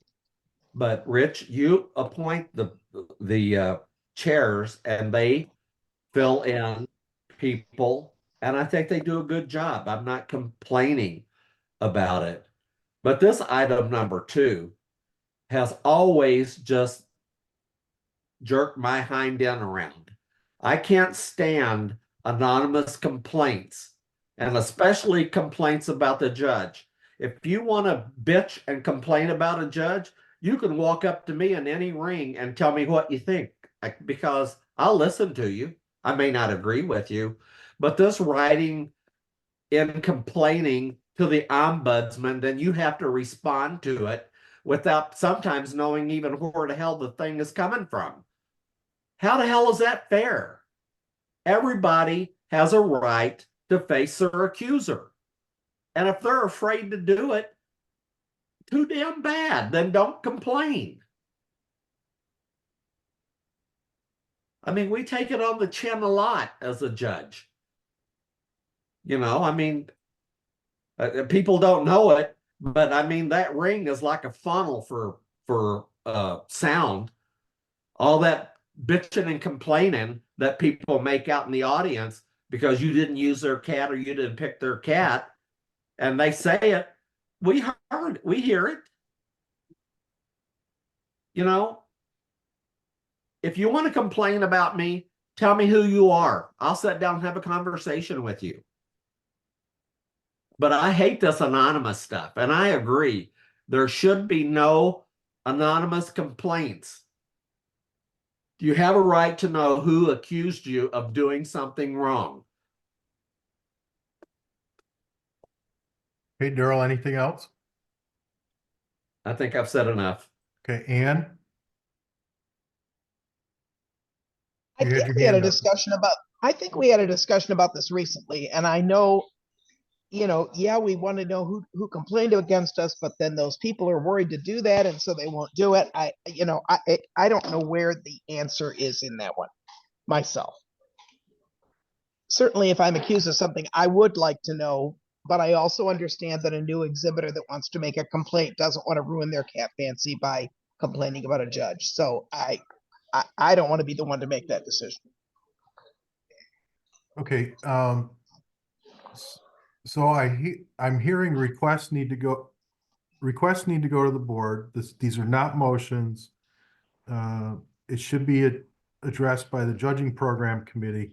When I read through this full page, I count 5 action items on here that they're requesting of the board.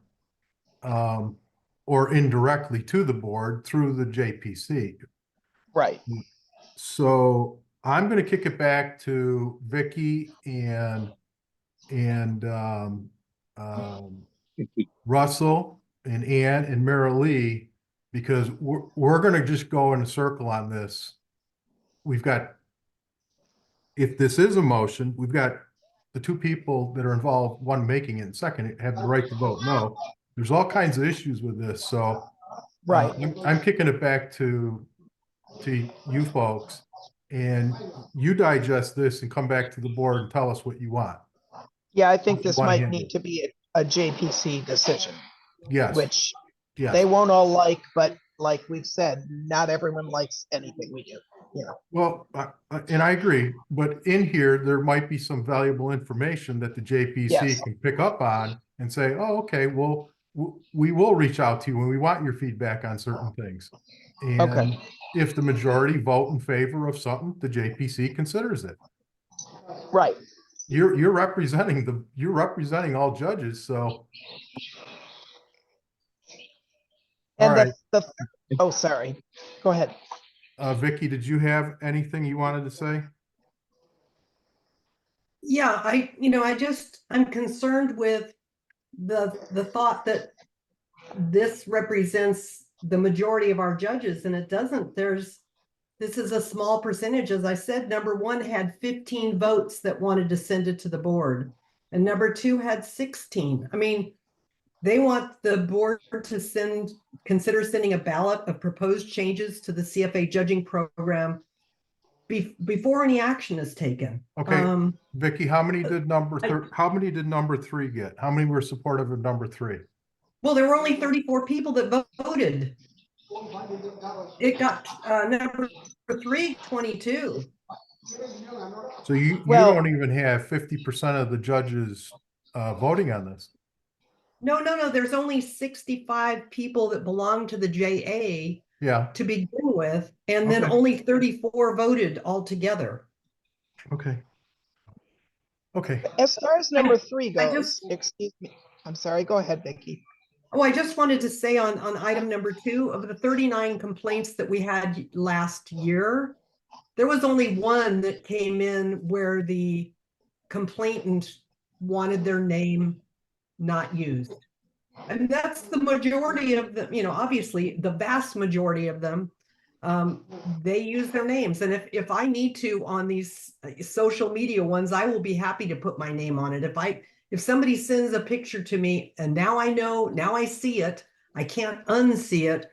And so You know, I guess I'd be the complainant. I'm willing to do that. If I need to follow the rules and make sure that the judges are, then I'll put my name on it. But as far as anonymous complaints, that is a tiny, tiny number. Okay, and number 4, how many of the 34 wanted number 4? 14. Okay. 14 Kath- of the 138 judges that we have. Okay. Kathy Calhoun, then Kenny, and then we're gonna move on. Kathy, you're on mute. Item 3 is something that the ID committee is certainly well on the way and embracing that. The conditions in show halls, you cannot have people go in a show hall in coats and gloves. I mean, that's just we have to work on that.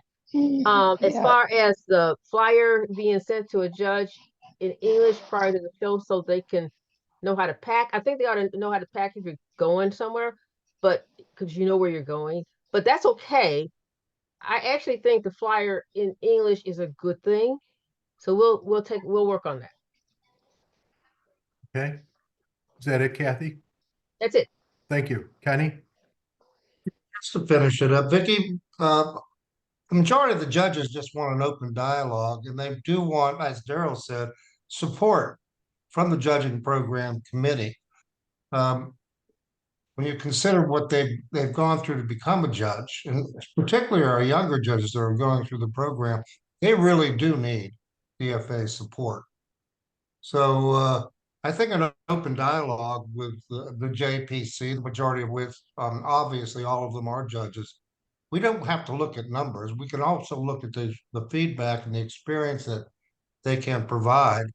And I think we need to keep an open mind and an open communications between this particular club, which we have accepted, and the JPC, which we all respect, and we certainly want you guys to continue to do the good job that you're doing. But don't throw numbers out there. There could be, for the very same reasons, those numbers, people didn't vote because they didn't want to be singled out. So let's just keep the communication lines open and have a happier judging program. Okay, so Ann, you're bringing these. Do you want to continue with each of these, or can we end them, or what do you want to do? No, we can end them, and I will tell the club that there was, I mean, they may be on listening right now. There was a lot of discussion about it. Kenny, I appreciate what you just said. I mean, despite the numbers, I think these issues have been brought up by judges that did not vote or are not part of the JA club. And they're obviously concerns. So we need to give them some thought and some discussion. And we did. Hey, and Rachel, do you agree? Yes. Okay, good. And it's a good direction. Kenny and Daryl, you made some good points there. Our judges are very valuable, and sometimes they go unrecognized and congratulating for their hard work. So we got to listen to them, but let's listen to them in the direct manner. And if a judge wants to send me an email, and I get them, send me an email. I'll bring it to your attention and let you know. I'll bring it to Vicky and Russell's attention, as do clubs. They'll send us emails directly. So let's try to move this in the right direction. And I know we're not going to make everybody happy, but let's just do a little bit better on what we think we can do. Let's listen to them and grab a couple of the good ideas to move things going in the right direction. All right.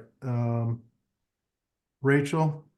Yep, the last one is a proposal that came in similar to what we did during COVID, I believe.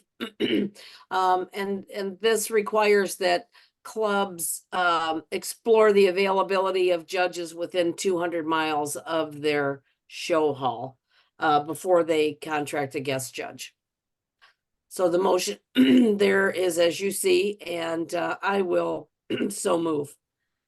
Okay, do I have a second? Who made the second? Russell will second. Okay. Rachel, this wasn't pre-noticed, correct? Correct. That's noted there in the Yeah. title of the Okay, so it requires proposal. 2/3. All right, Pam Delabar. So we use our fair share of guest judges here in Europe as well as the ID. So we're adding another requirement on the club if they want to hire, especially one of our top tier guest judges, to see within a 200-mile radius, which is just approximately, I'm going to say, let's say 300 kilometers of the show. So we're adding that on to them to figure out if there is a judge within 300 kilometers of Milan, Italy, or whatever, before we can hire a top tier judge. Is this what they're saying? Rachel? I think it's something similar. The intent, of course, was to acknowledge that CFA judges go through our application and training process and should have preference over a guest judge when you're talking about a local show. And it's the presenter of this motion understands that there are clubs that want to provide their exhibitors with other options and different faces, but they're requesting that CFA judges have the priority. Kathy Calhoun. Okay, so I'm off mute. First of all, I don't think that this is enforceable because how are you going to who's going to monitor and police this? And the second, yeah, I agree. I mean, we have limits on the number of guest judges that can judge given the size of the show. So I think we've already, addressed that as best we can. But really, whether or not a judge in a 200-mile radius has been contacted and before they go to a guest judge, that's just not enforceable. So I'm not supporting this. Polly? Yeah, I'm not supporting this either. Okay, thank you, Polly. Pam Delabar. It's another constraint we're putting on clubs. And I know that clubs should be able to hire what judges they want to hire. Now, the majority of them are going to be hiring CFA judges, and rightly so. But in my case, Polly's right. I don't want to judge every show in Finland. And I want the ability occasionally to be able to show and support my organization as an exhibitor also. So no, this is just adding far too another hindrance to our clubs in putting on their shows. Okay, I'm going to ask for Vicky and Russell to share their comments, and then we're going to call this motion. Vicky? I spoke with Wendy Hyde at extent about this. She's the guest judging administrator, and thinking about how we would police this was a true nightmare, not just in the United States, but in China and the ID. We already have restrictions on how many guest judges you can hire. And this has come to light now that we have CFF as an association that's actually in the United States, and hiring one of their judges might take an assignment away from a CFA judge. Is Wendy supposed to reach out to every judge that's within 200 miles and ask them if they got an invitation? And if they didn't, did they want to judge that show? We've never had this policy for guest judges anywhere in the world. The only time this came up was when we allowed Tika to judge for us, and it was supposed to be to assist the clubs to get very local judges to fill their slates during COVID. And then we did have the 200 miles. And I'll tell you, it was a nightmare for us to call judges and ask them. And then it was like, oh, well, you're 203 miles instead of just 200, so you're not protected. I just don't see how we can enforce this. Okay, Russell, any comments? I agree with Vicky, because it'll be burden for us to figure all this out with these guest judges, and the club should have the right to ask the judge that they want. Not, maybe they don't want the judge that's 200 miles away. It's a burden on the club also. Okay, That's it. I'm ending discussion. We're gonna call the motion. All those in favor, raise your hand.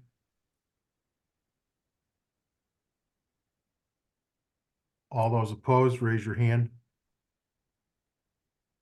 Daryl, Kathy Calhoun, Pam Delabar, Carol, Mike, Kenny, Yukiko, Kathy Dunham, Pam Mosier, Paula, Polly, John, Marilee. Lower your hands. If you're an abstention, raise your hand. John Kalila, are you an abstention?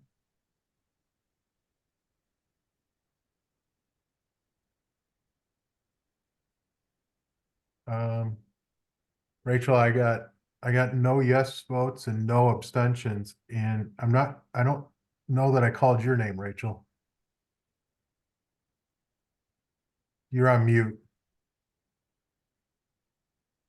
Sorry, not able to get my hand up. I was a no. Okay. And I did not get a vote from Kathy Calhoun, Ann Mathis, or Daryl Newkirk.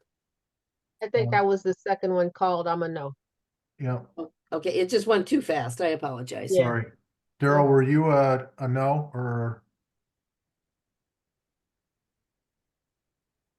Daryl? And Rachel, I think Ann left because I don't see her on the screen. Oh, and let's see if Daryl is still here. He's on the screen, but there he is. I was the first name you called. Okay, thanks, Daryl.